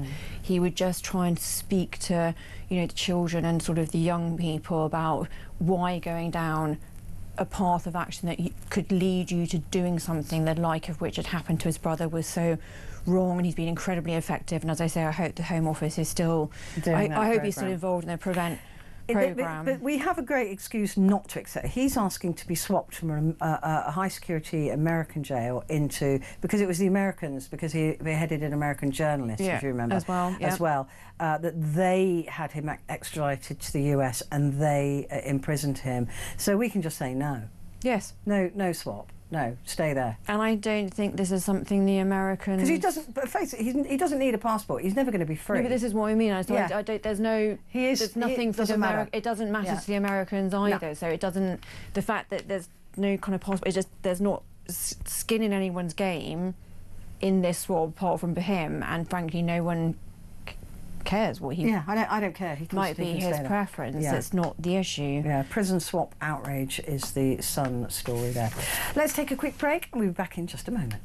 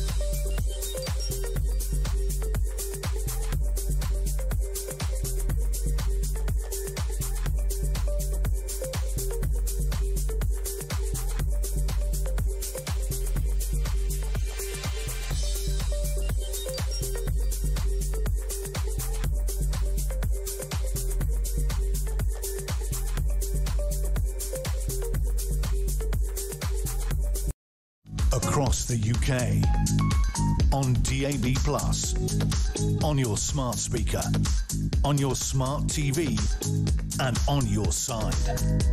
This is Talk. Oh, I nearly gave away a secret then.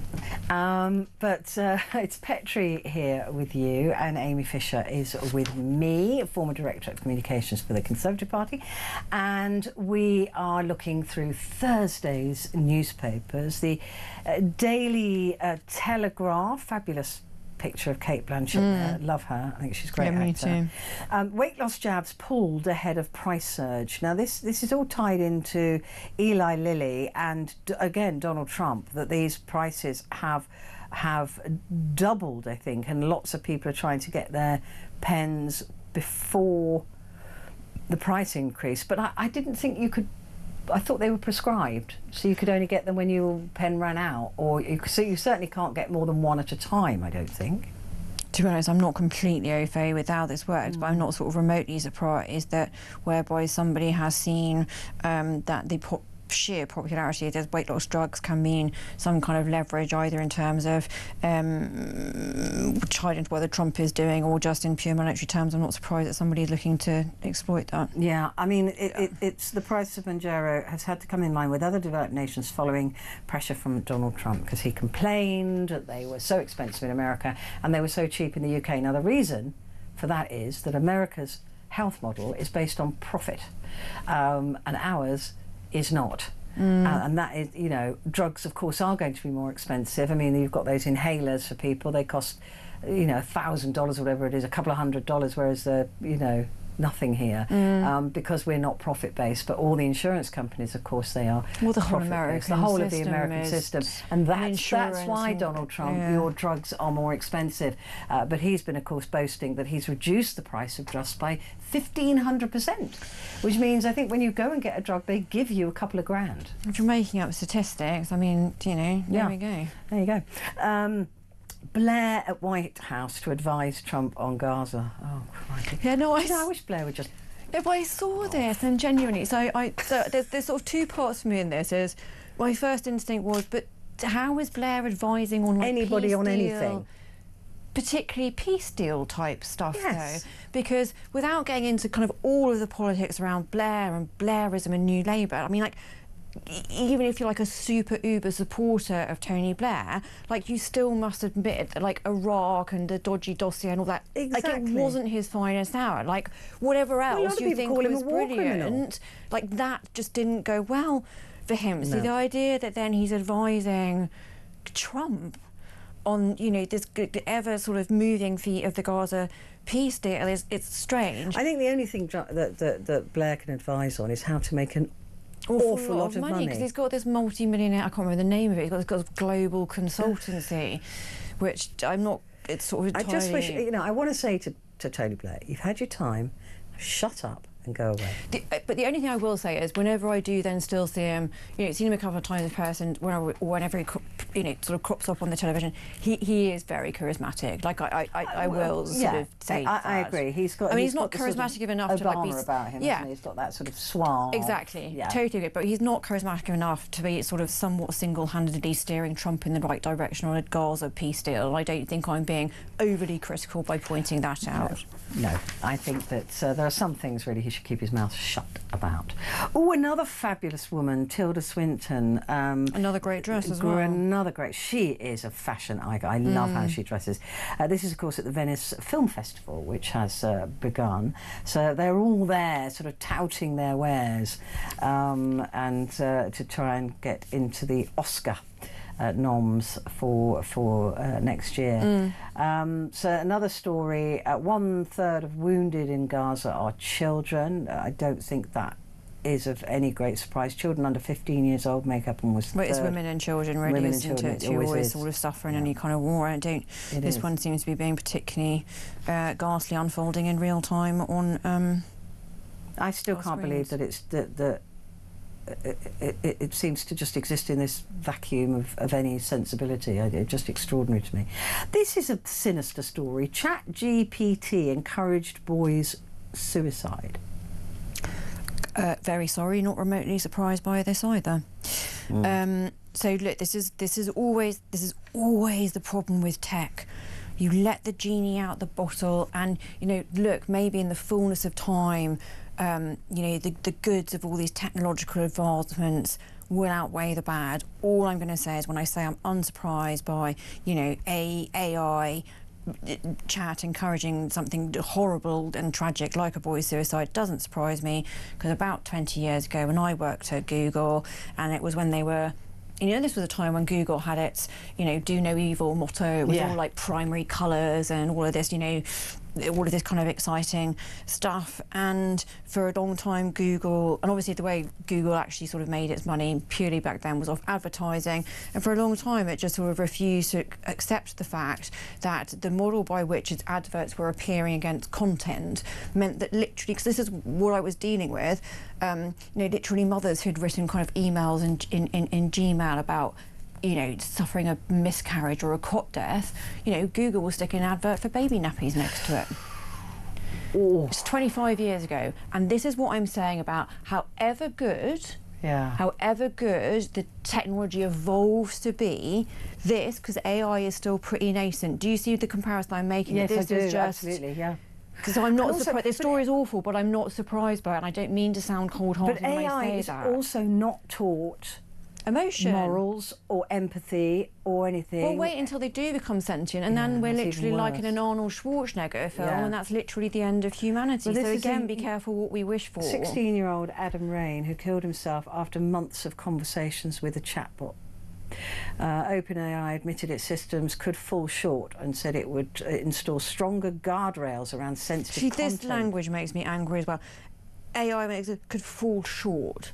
Somebody killed themselves. themselves. Short? That's not falling short. A kid killed himself. And actually... And it was encouraged by GPT. This is what I mean. Fall short doesn't... and this is what I'm saying, is that the tech companies, and again, it's the same as when I worked for 20 years ago, the kind of arrogance of they can't even hold their hands up and say, look, we're really sorry, this is an Well, because they get sued, and that's why they don't want to get sued, do they? They don't want... It'll cost them millions, especially in America. The Daily Mail... wind farms hike your energy bill. Miliband promised to cut them by £300. Instead, they're going up even more than expected, as the regulator admitted to that.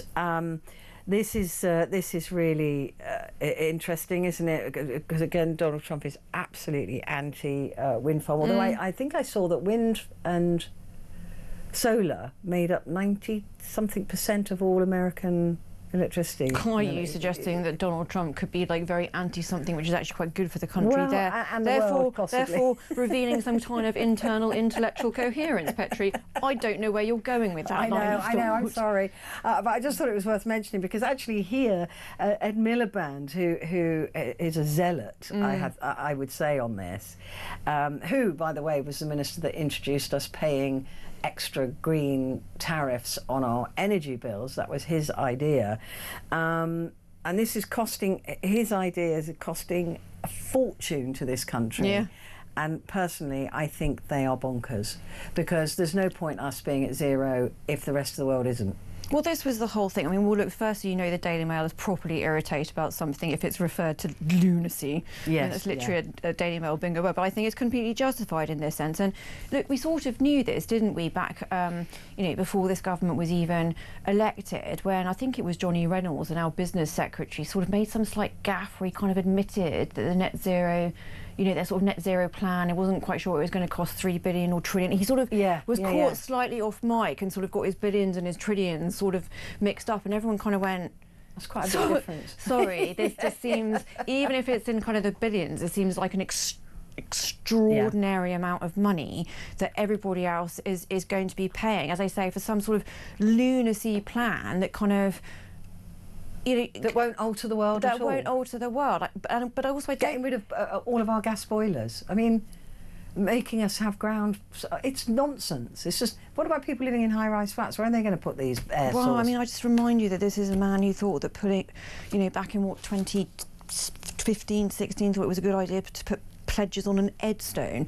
Oh yeah, you know, I just it's that guy. I think that the party accidentally voted for the wrong brother.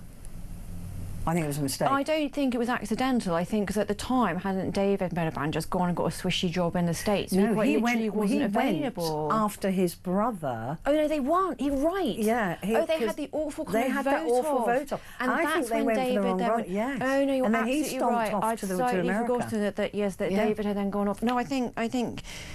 But it's nice to see, as one of the other papers was, I think, reporting yesterday that Torsten Bell, who was the advisor that advised Ed Miliband to get the Edstone, is back advising Rachel Reeves on her forthcoming budget. Oh yes, I saw that. Oh no. So it's just what could go wrong? This is a little tidbit that's.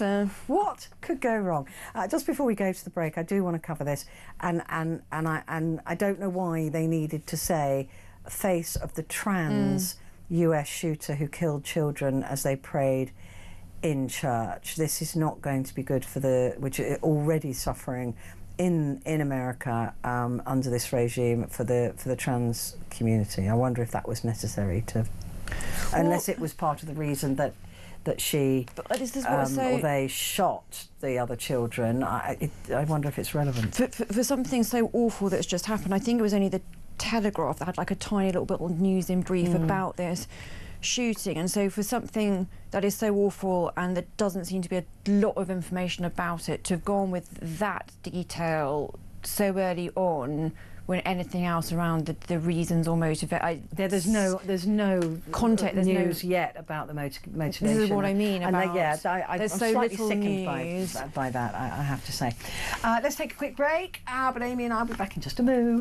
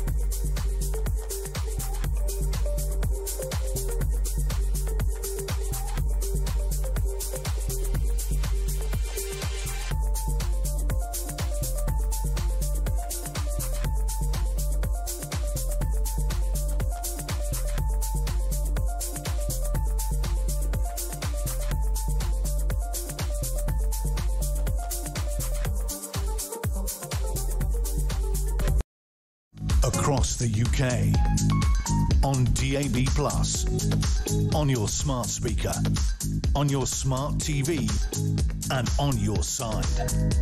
This is Talk. Hello, this is Talk, and it's Petrie with you, and with me, Amy Fisher, former Director of Communications for the Conservative Party. I think that this headline on the Metro seems a little laboured, but it's get the Again, pun. we've got all the puns coming out here. Little laboured. It says from hero to Keirlow. And only 20% would vote for the PM's party a year after the election win, says a poll. That's not really surprising. They have not done well.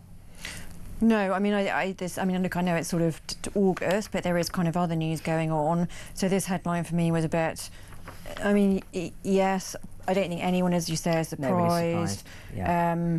I guess to put a little bit of context in it, he's, what, a couple of weeks away from, you know, the Labour Party conference where he is going to have to do something to... How many resets have they had? I've kind of lost count now, but no doubt there will be some kind of language, you know, some kind of briefing out of Number 10 ahead of the Labour Party conference about how this is going to be, you know, reset, fresh... We've got conference season, well, this is what I mean. This is what, you know, to put this in context, there's going to be some brief briefing around that, about a reset for him, which then means he's going to have to make some kind of speech, and, you know, he's not a great... I mean, he's not a great orator. And he's going to, you know, what's the reset going to be? Yes, we've listened. Well, they tried to have this kind of other mini reset when, you know, this sort of battle of, you know, words with Reform about, oh, well, we are already tackling the small boats, and Reform saying, oh, well, no, you're not, and, you know, all of that kind of thing. So I guess that was the latest kind of August reset where Number 10 were clearly bounced into saying some stuff probably policy-wise further they wouldn't have said than they would otherwise have said had Reform not, you know, had the sort of Farage set piece on Tuesday. So yeah, this front page was just like, yeah, sure, everyone knows he's really in the doldrums. Look, I don't think it's kind of death spiral in the sense that, you know, a few of the sort of more right of centre papers on Tuesday after, you know, Farage's, you know, reforms, immigration, you know, plan on the small boats, were sort of saying, oh, well, you know, there has to be elections sooner rather than later. It's like, well, no, he does still have, we have term parliaments now. I mean, he's not going to, we have got 4 more years, whilst... Whether Keir Starmer does or not is a different question. Story. That, but we do have a Labour government for 4 years. I do not foresee any circumstance in which Labour are going to call an early election. No way. Whether Starmer finds himself maybe sooner rather than later in too sticky a position to carry on those 4 years, I agree, is a completely separate question. The Daily Mirror, don't believe a word he says, flip-flop Farage. Nigel Farage's immigration plans were last night in tatters after he U-turned on sending women with children back home. This is where he was asked at the press conference, are you including women and children? He said, yes, absolutely, everybody here that's illegal. Yeah, he was sort of asked, and then he was also asked about unaccompanied asylum-seeking children as well. And so I understand why I'm certainly no Reform or Nigel Farage supporter, let alone apologist. What I will say was I think that was a slight misspeak, and he did then quickly reverse it and say... not straight away. Not straight away, but no, it doesn't seem as if women with children or unaccompanied asylum-seeking children would be being immediately sent. Well, certainly not back to Afghanistan. Well, I mean, that's just... But this is why I kind of think they can't possibly have meant that. No, but we do know that he does mean he's in conversations with the Taliban in order to accept, and not just Afghani. No, have you seen this terrible Matt cartoon today? I mean, it's classic Matt cartoon. It's so close on the money. It's literally 2 guys walking, one walking along next to Nigel Farage, and the Taliban guy is saying, "Oh, do you want us to help with shoplifters next? We could always cut their hands off." Yeah, sometimes humour is not humorous, is it? No, because it's a bit too close. It's a bit too close to it, because the Taliban are suggesting that they will be paid to take failed asylum seekers, not just Afghani. What I also want to say, even about the correction about not sending women with children back, because there are well, a lot of their plans, whilst that kind of broad sweep might have looked quite tough, the cost, well, there weren't any costings. And also, if you start thinking about women with children, if you then, well, women, how are they going to ascertain whose children they are? What about pregnant women? I mean, just... Yeah. So, I understand why there will be people who will be attracted to some of what Reform said on Tuesday. I'm not saying I'm attracted to it in its entirety. What I am saying is it is undeniable that there has to be some other kind of solution. Absolutely, and I think that everybody, even people who are, I think a lot of people, I think most people, even sort of polytoimian people have in the last we're all week just getting also fed up with saying, it. It's too much. You know, people who are definitely, well, people who are left of centre saying, you know, it's a problem, but again, but this is where Reform is so dangerous, is that they have these kind of headlines which you sort of think, right, that sounds like something that might be effective and is reasonable against this, you know, this huge growing problem, and then you take that 1 or 2 steps below it, and then you'll suddenly, this is why I bring up, they're like, well, okay, he now seems to have cleared up what his position was on women with children or unaccompanied asylum-seeking children. But that's why I say, as soon as you then think about it one step further, it's like, well, what kind of safeguards are they going to put in place for knowing whether the children actually belong to the women, or what are they going to do about pregnant women? What are any age checks going to be on the kind of unaccompanied? And does single women get sent back? Yeah, this is what I mean. Yeah. So, you know, it sort of sounded like he'd made a kind of clarification, which then you kind of went, okay, well, he's not actually going to send kids back by themselves. And then you kind of went, oh, hang on, this still isn't. This is what I mean. This is their danger. This is why. But this is why they're surging into port, is because, you know, they do say some things which seem sort of reasonable. Well, I tell you what, they say something. They say something. When this is that's the other thing. To a lot of disaffected Conservatives, you know, the Conservatives' response to the Reform's plans for the small boats was to say, but that was our idea. So, OK, look, my first response to that is, and bear in mind, I was part of the government for 10 years. My response to that is, well, why the hell didn't we do it then if we're saying this was our idea in the first place? And then my second response to it was, yes, but have you actually read as much detail of what Reform was put out? Because I don't think that is actually what the Conservative government would have wanted to do, because some of it's blinking mad. Yeah, I mean, it is true, but at least Reform, they are talking, and the thing with Farage is he's always been able to talk the language that people want to hear. You know, he was the one that got Brexit through, even when people didn't care. They didn't even know about Europe really, and he made them care, and he made them vote against it. And now he's, you know, he's going big on this one policy, which and Labour not mentioning. Don't have an answer to. None. They're not saying anything. This is the thing. They don't. They're chasing Reform. Irrespective of what you think about Reform, and you may hate them, at the same time, one also has to see the current Labour government hasn't got no idea. any sort of a plan. No, for nothing. the boats and the. And so this is what happens whenever there's a vacuum created. This is what happens. Somebody steps into it, and somebody as smart as Nigel Farage, who knows just the right buttons to press and knows the right things to say, is extraordinary. Just before we go, I think we've got about 30 seconds together. I've got to go to Daily Star, news with a wink. Please get rid of that.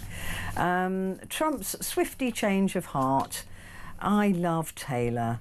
And he, not long ago, Truth Social, or whatever you call it, I hate Taylor Swift. I didn't really ever know why some old orange man was picking a fight with some woman who kept singing about her failed romances. But I gather that this whole news is quite big, this engagement. And it's huge, Amy. It's the biggest story on the internet at the moment. It has broken the internet. I know. It's lovely to see you as ever. Thank you so much for coming in. Amy Fisher, nice former Director of Communications for the Conservative Party. Right, coming up, we're going to be talking about something tad more serious than Taylor Swift, and that is these numbers that have come out from 60 cancer charities who got together and have sent a warning to the government just ahead of their national cancer plan, talking about how we are expected to see an explosion in the number of cancers in this country, 6 million up until extra cancers to the year 2040. So these are grim numbers, but I'd like to hear your stories, so please do give me a call. I'm back in just a moment.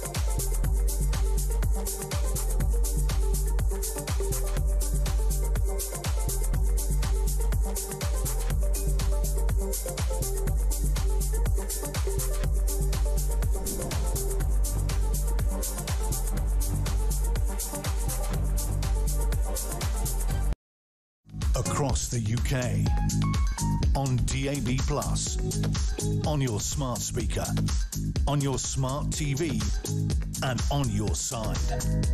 This is Talk.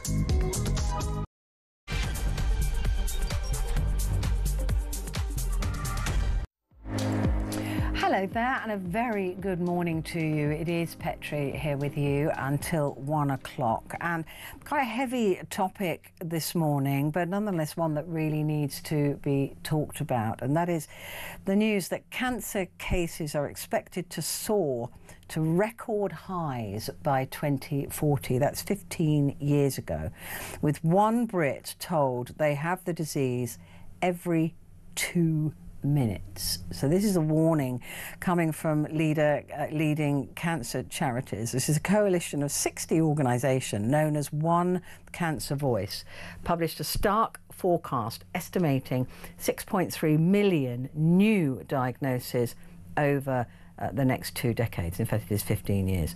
The analysis shows the most common cancers, breast, prostate and lung, will hit unprecedented levels, while more than 63,000 cases are predicted in children and in young people.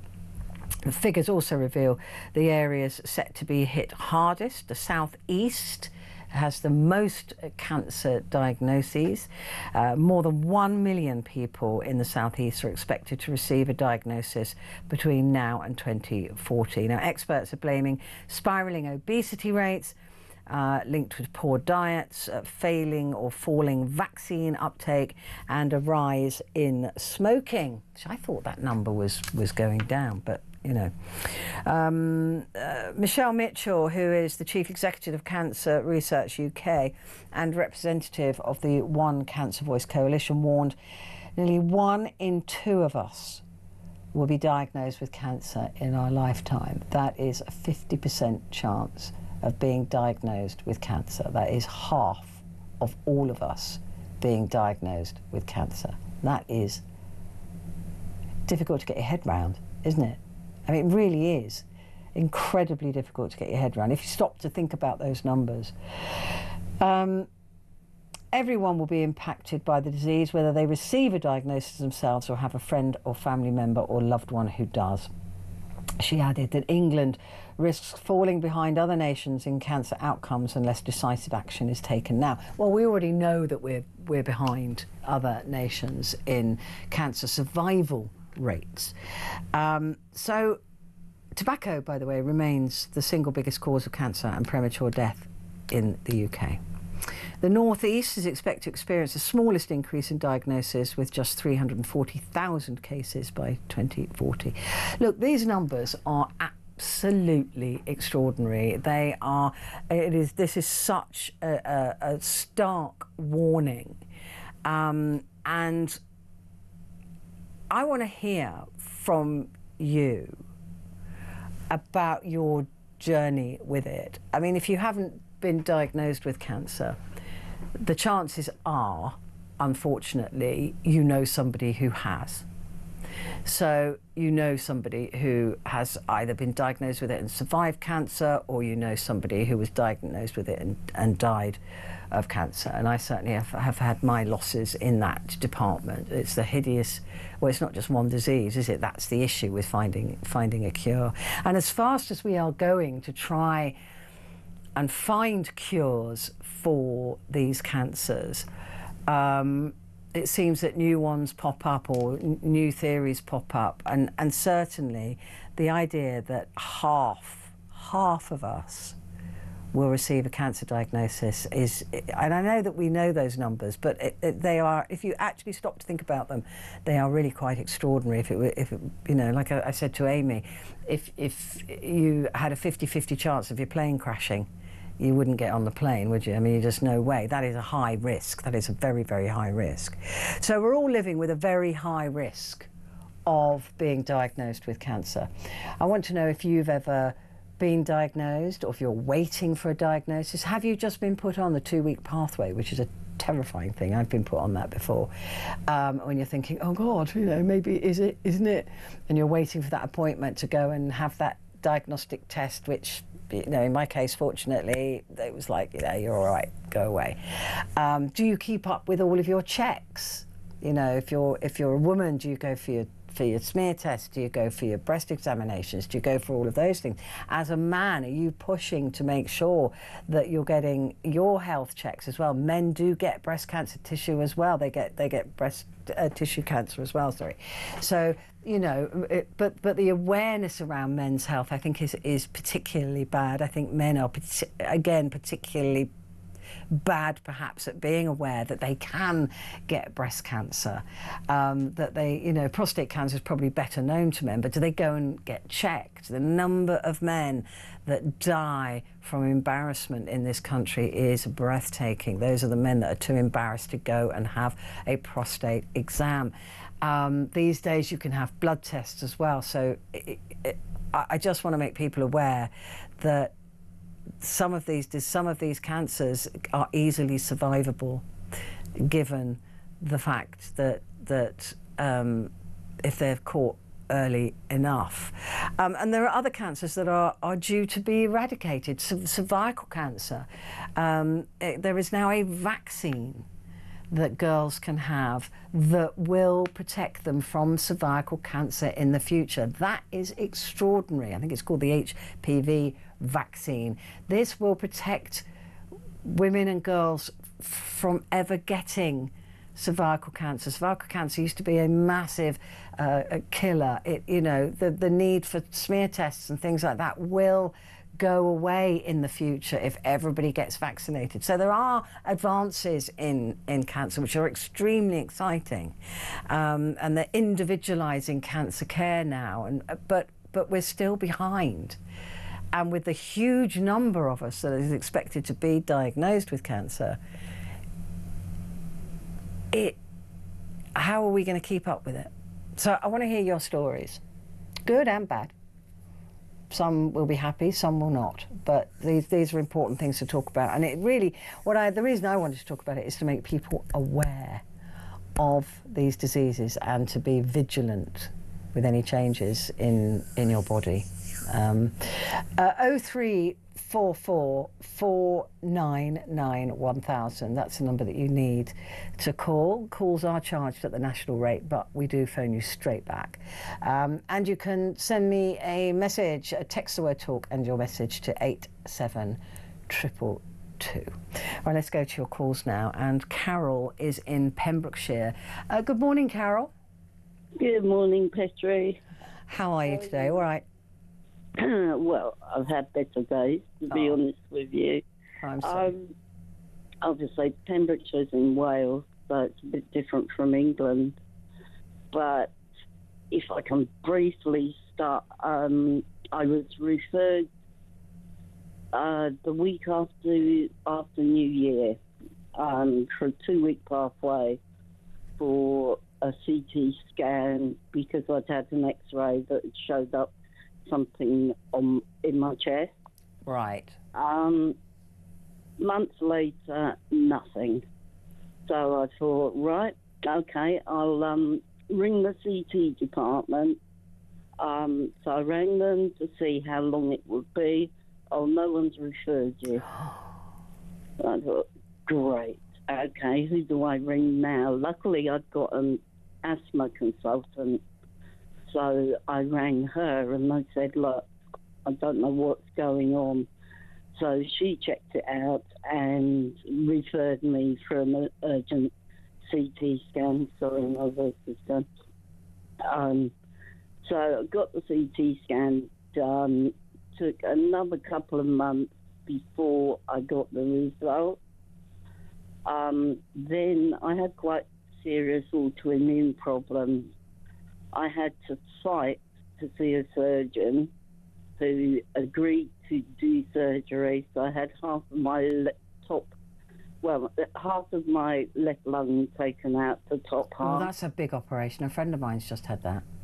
It was a big operation, but I flew through it, Petrie. Oh, did you? Good for you. I did. Day 6, I was home taking my 2 little dogs out. Wow. So I flew through it. Been brilliant ever since till 2 months ago, and I spoke to you and Monica last week. Yeah. And so I just needed 4 sessions of chemo to just make sure that there was no stray cells that went anywhere. Well, I went for my CT results again on Thursday this week. All went pear-shaped, literally. Apparently the lung that's left is supposed to squeeze up and sort of spread itself out. But apparently mine hadn't, and the cavity from the operation, which was probably about 14 weeks ago now, had filled up. There's 2 tumours now in there that are twice as big as the original one I had surgery on.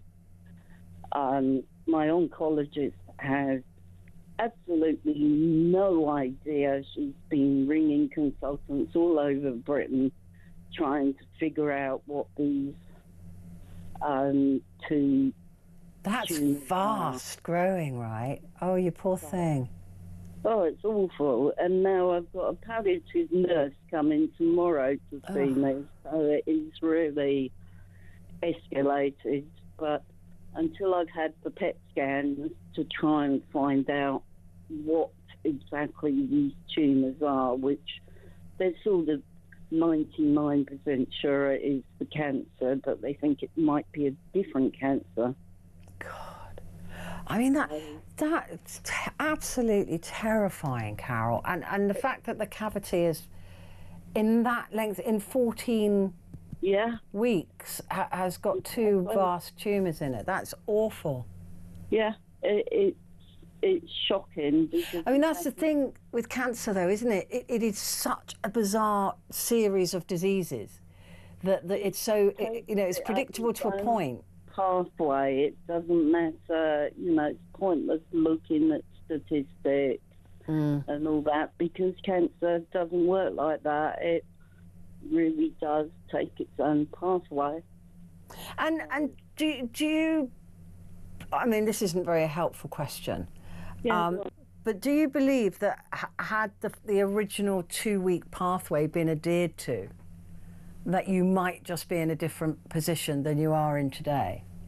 Definitely, yes. In fact, I want to try and write a journal if I get chance.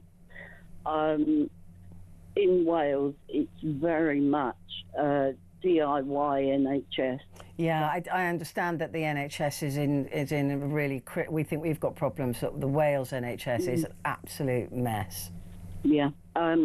Can I tell you something, though? This is how, and it's not the medical staff around here. It isn't their problem, but I completely lost it.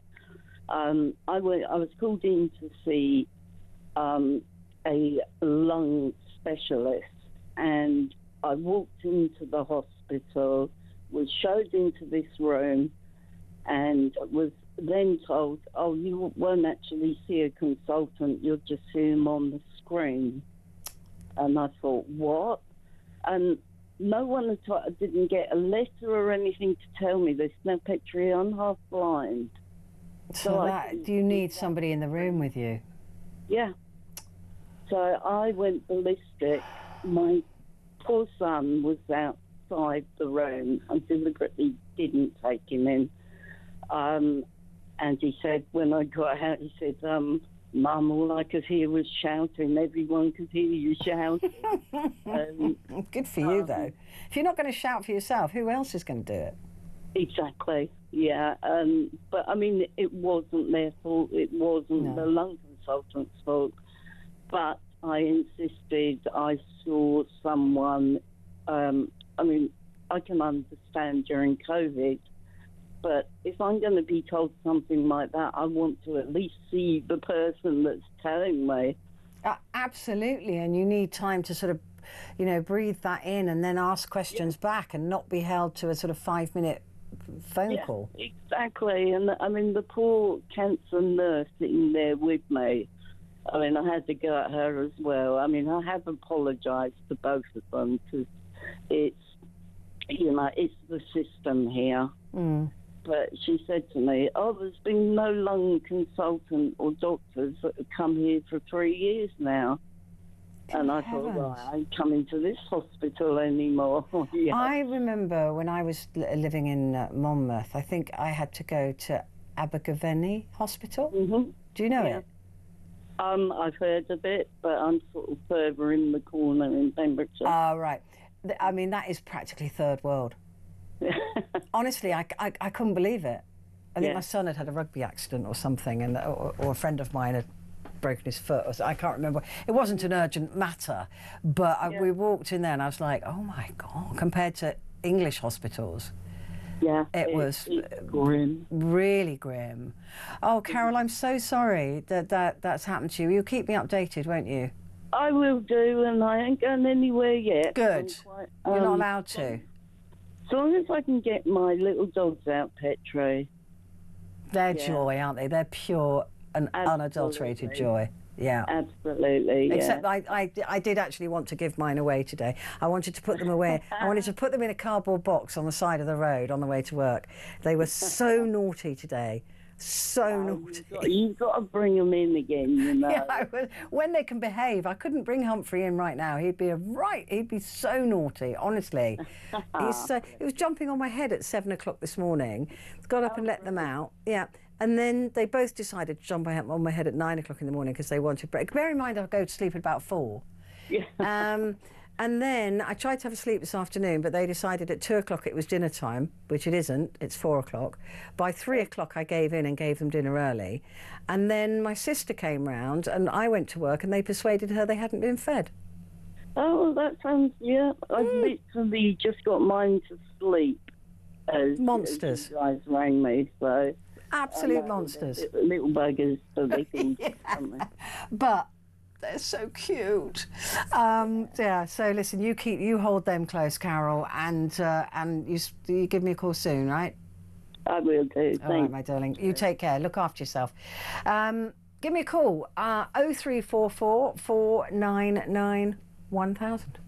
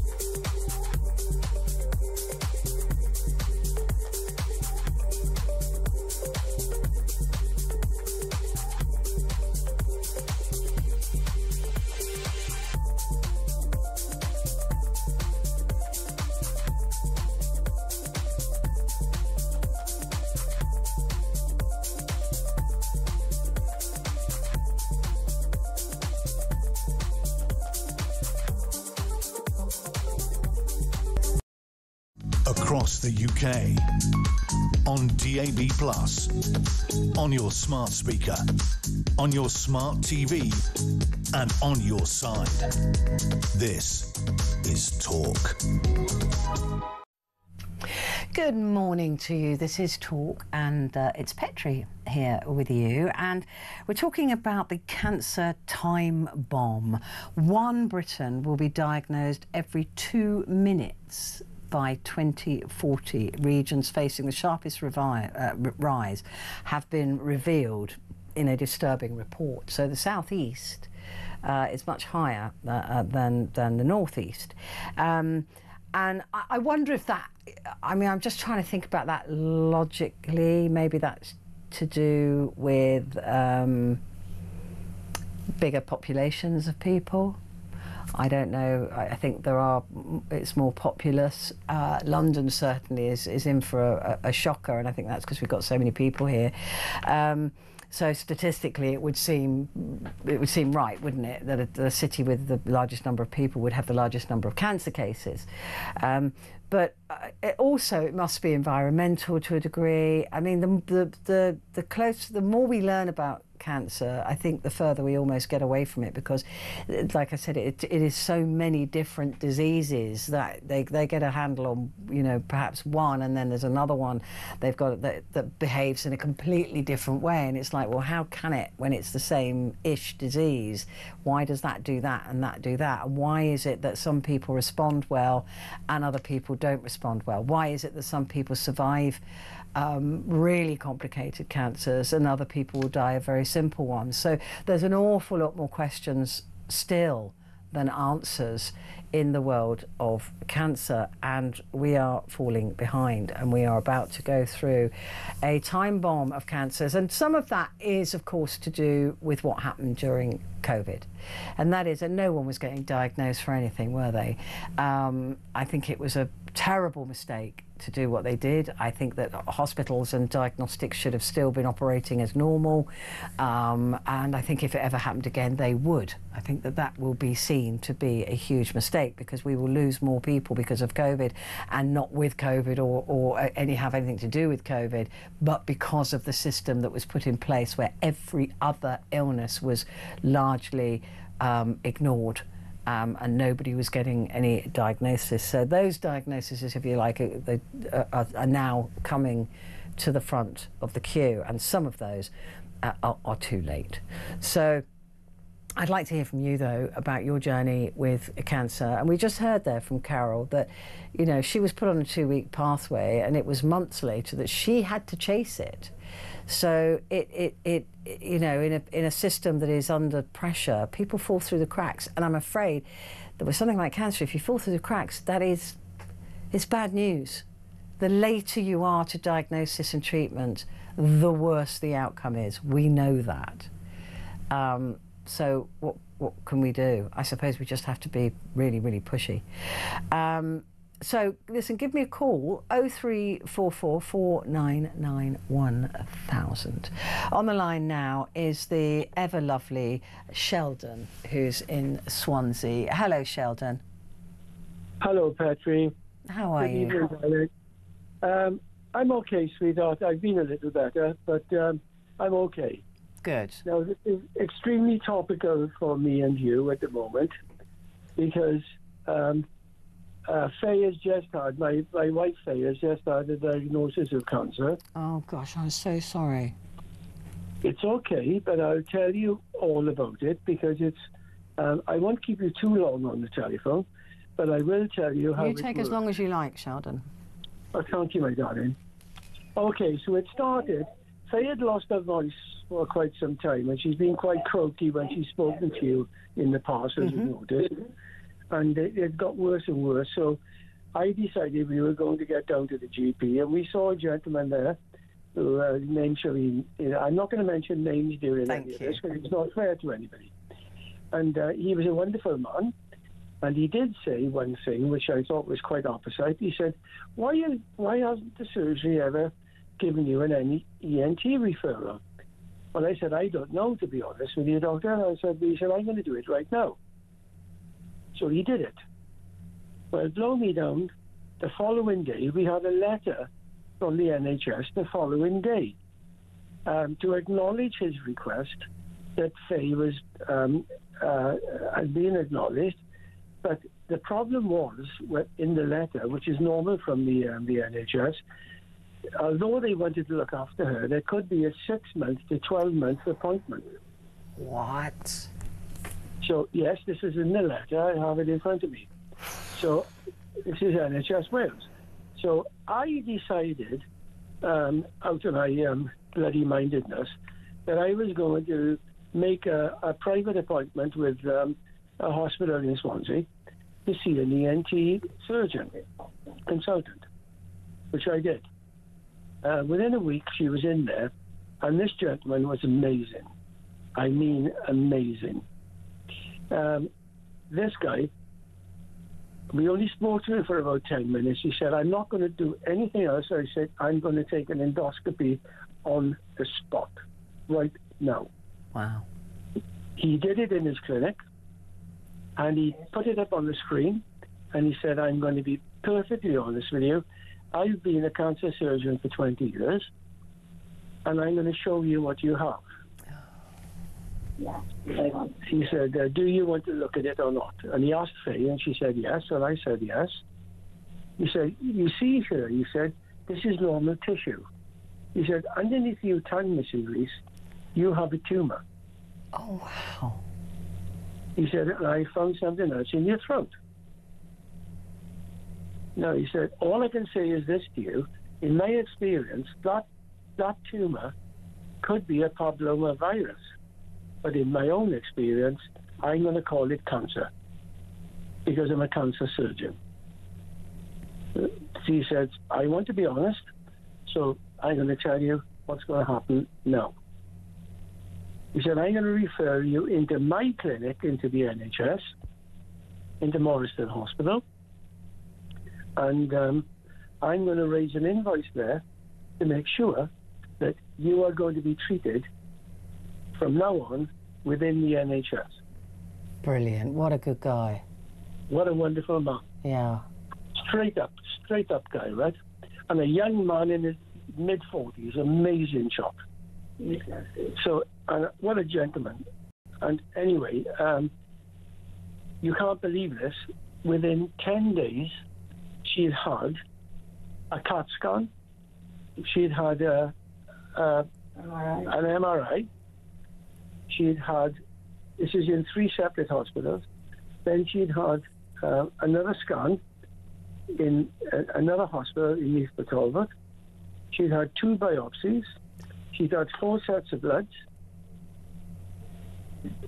We didn't know where we were. We were all over the place. Within another week, she was back again, and she had other tests all over the place. And last Thursday, we went back into his clinic as he promised. He promised the day we will go back in. We went in, and he said, "Okay, Mrs. Rees, where's the hospital? This is the confirmation." And we were in an area in Morrison Hospital, which is 1 floor up, and it's all joined up, and I didn't know anything about it. And we didn't expect any of this. And he said, "Okay, I can confirm I was right. It is cancer, Mrs. Rees, and this is what's going to happen." He said, "We are going to cure it. We are going to try and cure this now." He said, all I can say to you is, that's what we are attempting to do. So we thought that was the end of that appointment. He said, but then he said, no, he said, "I want you to go next door and you're going to see the consultant dentist, because the tumour was underneath her tongue and elsewhere." He said, "I want you to see the dentist because we have to find out something about your ordinary health, your oral health, etc. before we start." Said, "Then when you come out of there, I want you to go out of there and I want to go to the X-ray department. Then when you come out of there, I want you to go to another room where you're going to see my oncologist friend." This is in 1 day. This took 3 hours. We saw the oncologist, and his name is Martin. I'm not going to tell you anything else about him. He was a remarkable person. He told us everything about her treatment from beginning to end. Wow. He said, "Mrs. Rees, you are going to have 6 weeks of intensive radiotherapy. It's going to be 5 days a week, because our team, including the lady here, who is a Macmillan nurse, whose name is Caroline, will be your nurse from now on, and we are going to make sure that we go for cure, not stem, because of your age. We can't afford it." He told us everything about the side effects, which are very unpleasant indeed. Oh, bless her. He said, "You're going to be very tired, you're going to have a very sore throat, you're going to have a very sore mouth, it's going to be ulcerated, there'll come a time where you can't swallow. If it comes to that, and you can't deal with it, accommodate it at home, I have already made provision to take you in as an outpatient in the last 2 weeks of the treatment. Good heavens. So that we can finish it, because we have to finish this process." It was amazing. It was amazing. Absolutely amazing. And every single human being we met, from beginning to end, from the top people to the least of the people, were absolutely stunning. The comeuppance was last Tuesday of this week, we went to the radiotherapy department in St. Julian Hospital in Swansea, and they created a mask for Faye. This is how personalised the therapy is. They put it's a strange situation. It's put on your face as liquid. You go into a CT scanner, it's put in your face as liquid. When it comes out, it's made a perfect, absolute perfect frame of your neck, your head, and your shoulders. Wow. Now, this gentleman said, we know at the moment this is not spread to your lymph glands. However, we are going to treat your lymph glands as well to make sure that it doesn't enter that area. So these are the face coverings that they can get the accurate, they can laser treat with radiotherapy. Yes, when it actually settles down and becomes hard, there are hundreds of perforations in it. Yeah. They fire hundreds of shots of radiotherapy at the defined areas because they don't want to hit the other areas. And they make tattoo marks on them, and so they know exactly where they are going. Wow. And this was in. Now, this is the story of the health service.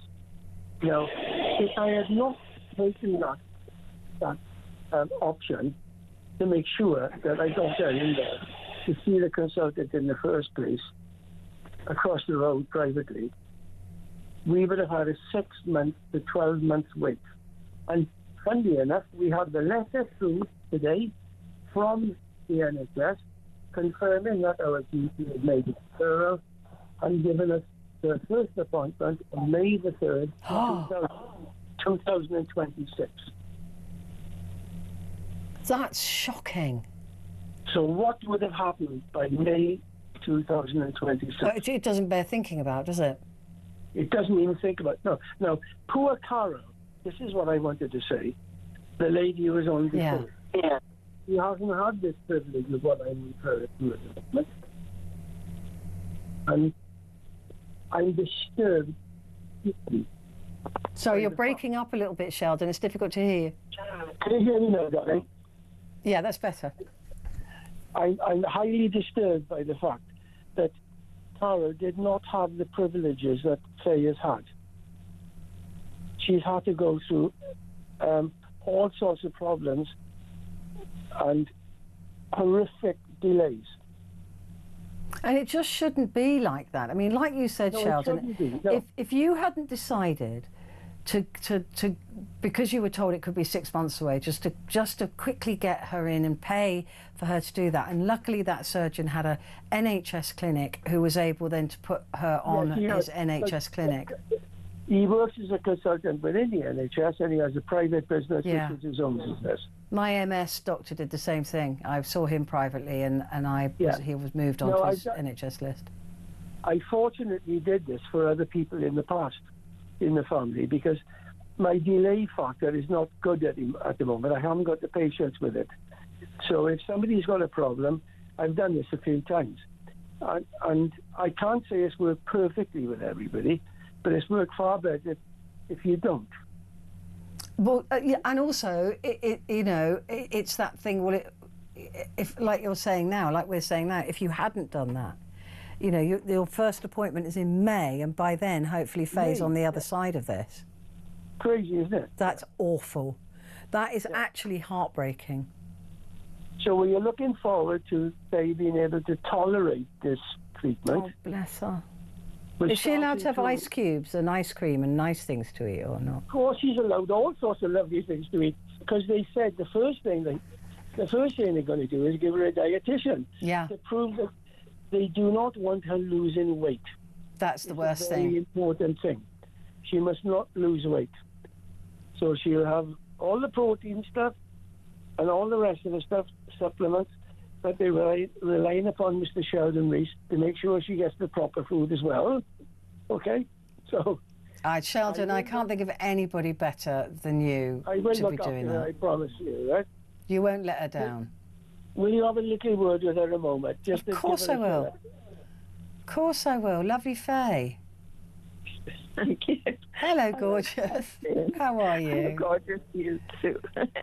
Your voice is very sexy at the moment, don't you? Yes, I know. There is a silver lining, How are you feeling about it all? She's a very brave... I'm very, how can I say? Phlegmatic. Yeah.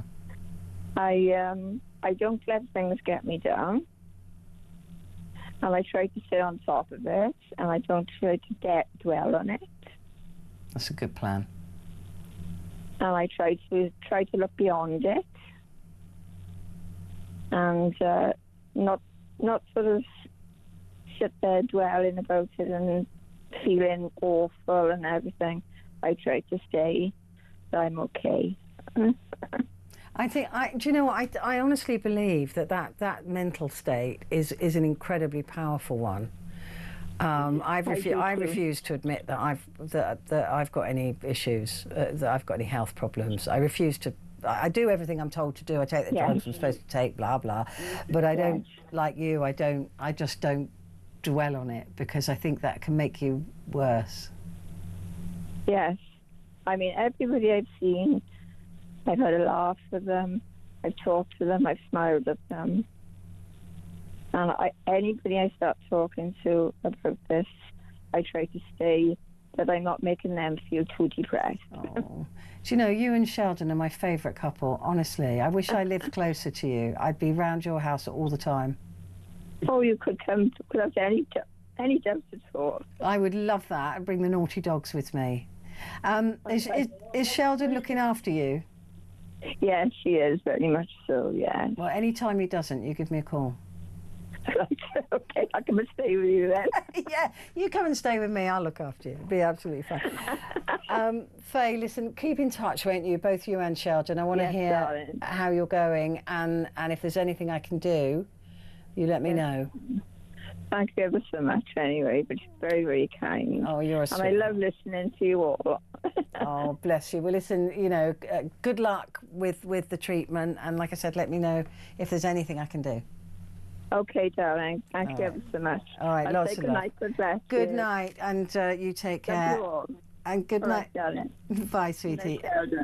Good night, Petrie, my lovely girl. All right, you take care. Look after lovely Faye, won't you? And look after yourself as well. Make sure you're...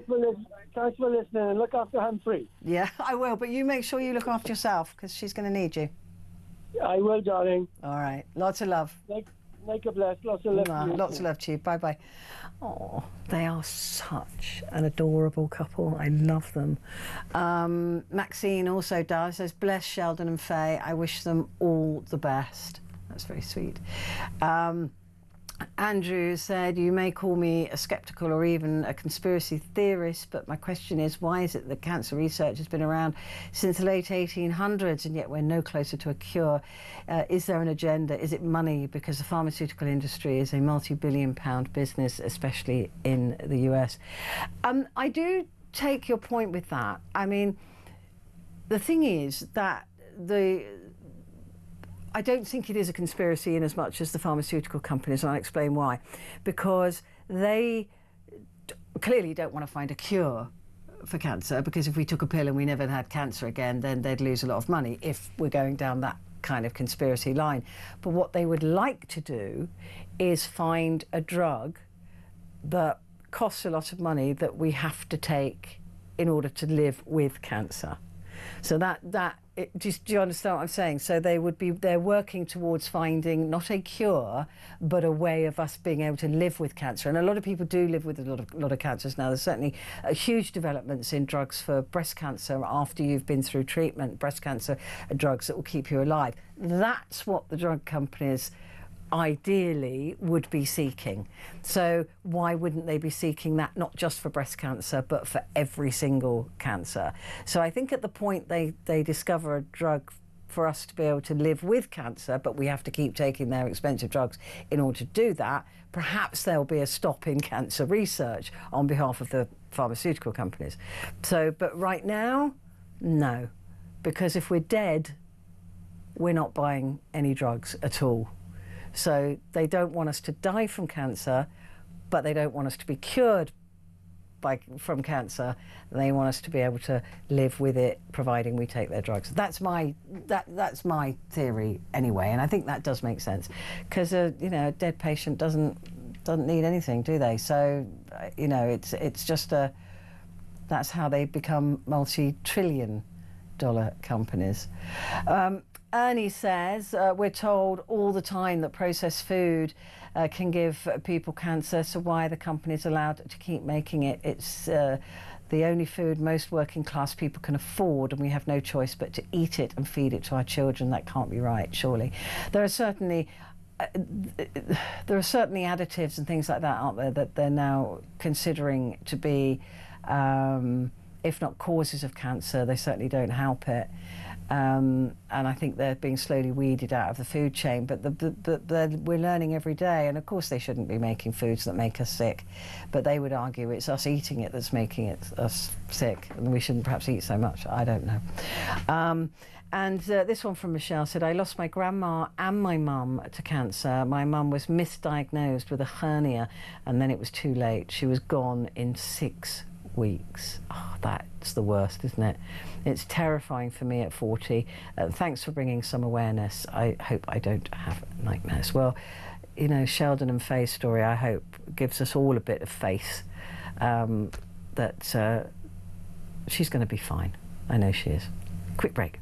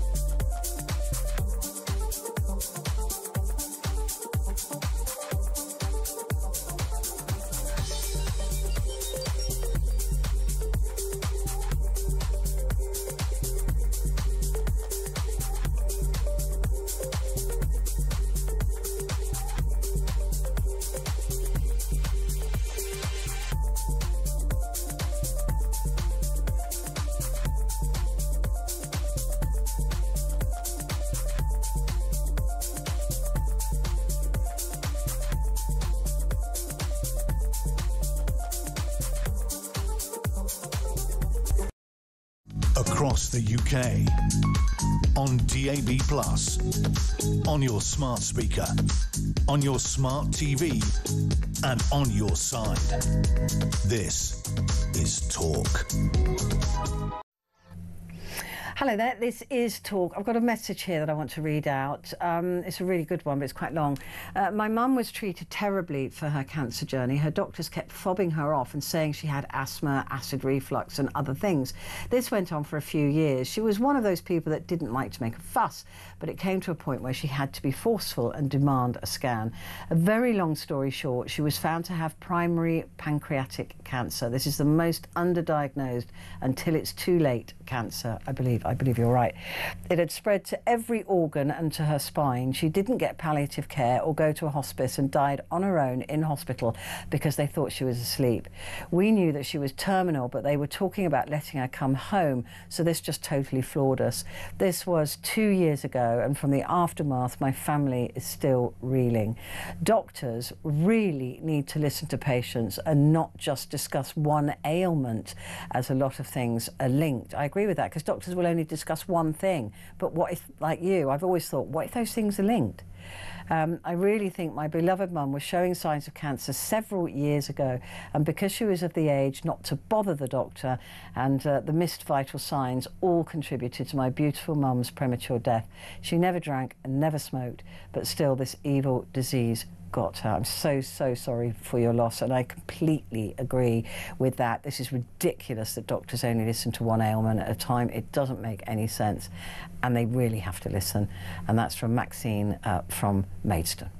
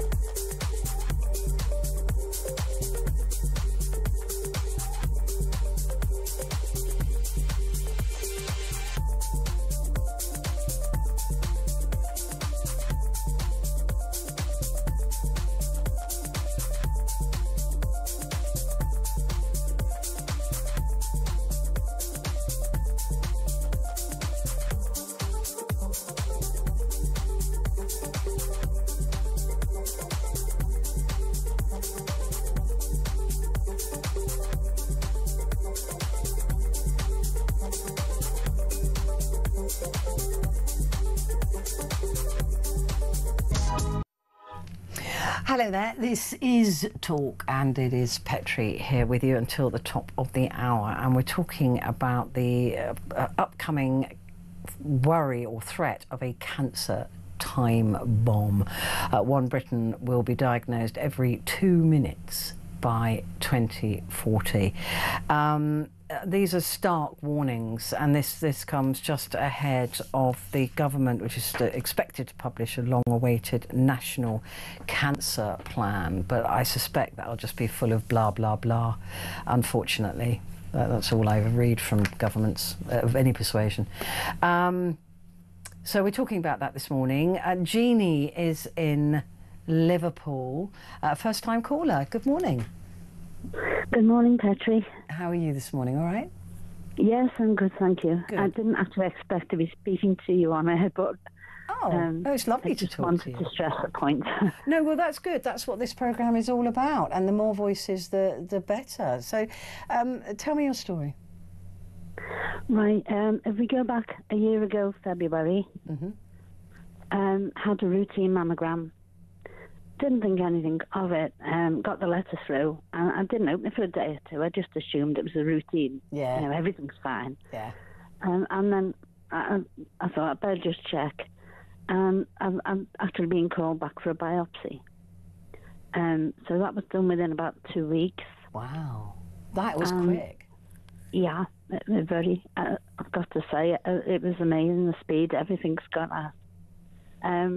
Yeah, had the biopsy, and then I think, I had to wait 4 weeks because there were 2 bank holidays in between for the results. But then I got called in to see a specialist, and he confirmed it was cancer. What was that like? A total shock, absolute total shock. I mean, just those words, just that word. Yeah. Horrifying. To be honest, when we came out after that appointment, we went for a cup of tea in a cafe, and I just kept saying to my friend, I don't know how to tell people, and my sister, my brother, the family, and that was all that was going through my mind. How can I tell them? But to get back to the actual road I was on for the treatment, when they did tell me, they said, however, the MDT team have had a meeting and we've all agreed a plan of action, which will be surgery.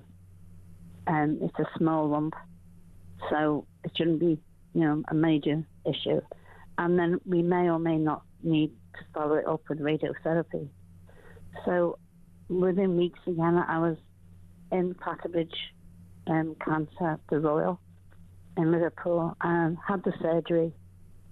And then I went back after, I think it was 6 weeks, and they said, right, we're going to start chemotherapy, but we'll give you a triple dose because it's small areas. They found through, apparently, research with COVID that small areas, they could treat triple dose. So it was opening up more. Well, so they just basically just punch it hard with yeah. But also it saved on appointments instead of dragging it out for weeks. Oh wow! It was done over 5 days, and then that was fine. Got on with my life, and then in February this year, I got the bowel screening kit, the sample kit. Oh yeah, we all got those, didn't we? Yeah. Yeah, and as you do, you put it down and forget about it. And my friend kept saying to me, "Have you done the test yet?" Because she's a nurse. And I did it, but I remember saying to her afterwards, I shouldn't have sent that one. She said, why? I said, I just didn't have a good feeling about it. I don't know why. I'd had no symptoms at all, Petrie, and that's what I wanted to stress. It turned out I was called back in for a pre-colonoscopy appointment, and then within a week, I had to go on a low residue diet. Within a week, I was booked in for the surgery. That was done. Had the surgery. It was a very big tumour, so I don't know how it had been a polyp that had gone rogue, apparently, from the sound of it. And then after that, they're constantly on the phone every few days. They ring to see how you're doing. The teams have been absolutely amazing, I've got to say. And they said, we're going to follow it up. They took off 35 lymph nodes, but one of them tested positive. Oh, God. So they said, we think the best method is the chemotherapy, which will be a course of 4 cycles over 3 months, where you have a week's break in between. I've just finished that now 2 weeks ago. And I'm still in shock, to be honest. Oh, my God. I mean, was it just bad luck that you had the 2 cancers, or are they linked? Were the cancers linked? Well, they said no. It was nothing to do with breast cancer. Yeah. Well, that happened to me. Ross, my friend, my lovely friend, last year, she had, I'd never heard of it before, bladder cancer. Oh, wow. And she was having tumours removed. And then one time she went, he said there's another cancer appeared on the other side of the bladder. A complete fluke? Yeah. And then she actually died of pancreatic cancer. Oh, my God. But she was so poorly in herself that they just said, go home and, make the most of your life. Yeah. And she wanted to try chemotherapy. But to be honest, we agreed with the specialist, her friends and I, that she was so poorly anyway, with other issues by then. But I just wanted to stress to people, I had absolutely no symptoms that are advertised. I mean, this is the thing. This is why we need, we need to do screenings. I mean, thank goodness those bowel cancer screening packs, have been sent out to certain age groups. Is it over 40 or over 50? Anyway, I can't remember. I think it's over 50 or 60. Oh, right. I think. And people aren't doing them, and you just, like you, nearly didn't do it. That's the thing. The number of people who've spoken to me, neighbours who sort of the words passed round and said, oh, well, I've still got mine on top of the cupboard in the kitchen, or I've got it in the back. And I'm saying, please, just do it. And a lot more people are now. And the more aware of it. I mean, you hear someone say, I've been constipated for a few days, but I'm too panicking to go to the doctors. And I'm like, well, no, just go. I mean, that's the thing with things like the bowel and other parts of our bodies. We die of embarrassment. It's embarrassment, yeah. I'm so proud of you for. I mean, I'm gobsmacked story. Because you would imagine that it was a cancer that spread, but this was an entirely different cancer. This is just extraordinary stuff. But it's so brilliant of you to phone, because this is what I want my phone in to do, is so that if people are listening and they know they've got that box in their bathroom and they haven't taken that bowel cancer test, just do it. Because that's what these screenings are for. To do. Yeah, it literally takes it really does. It's not, you know, whatever. We all got used to self-testing in COVID. Just do it. It's an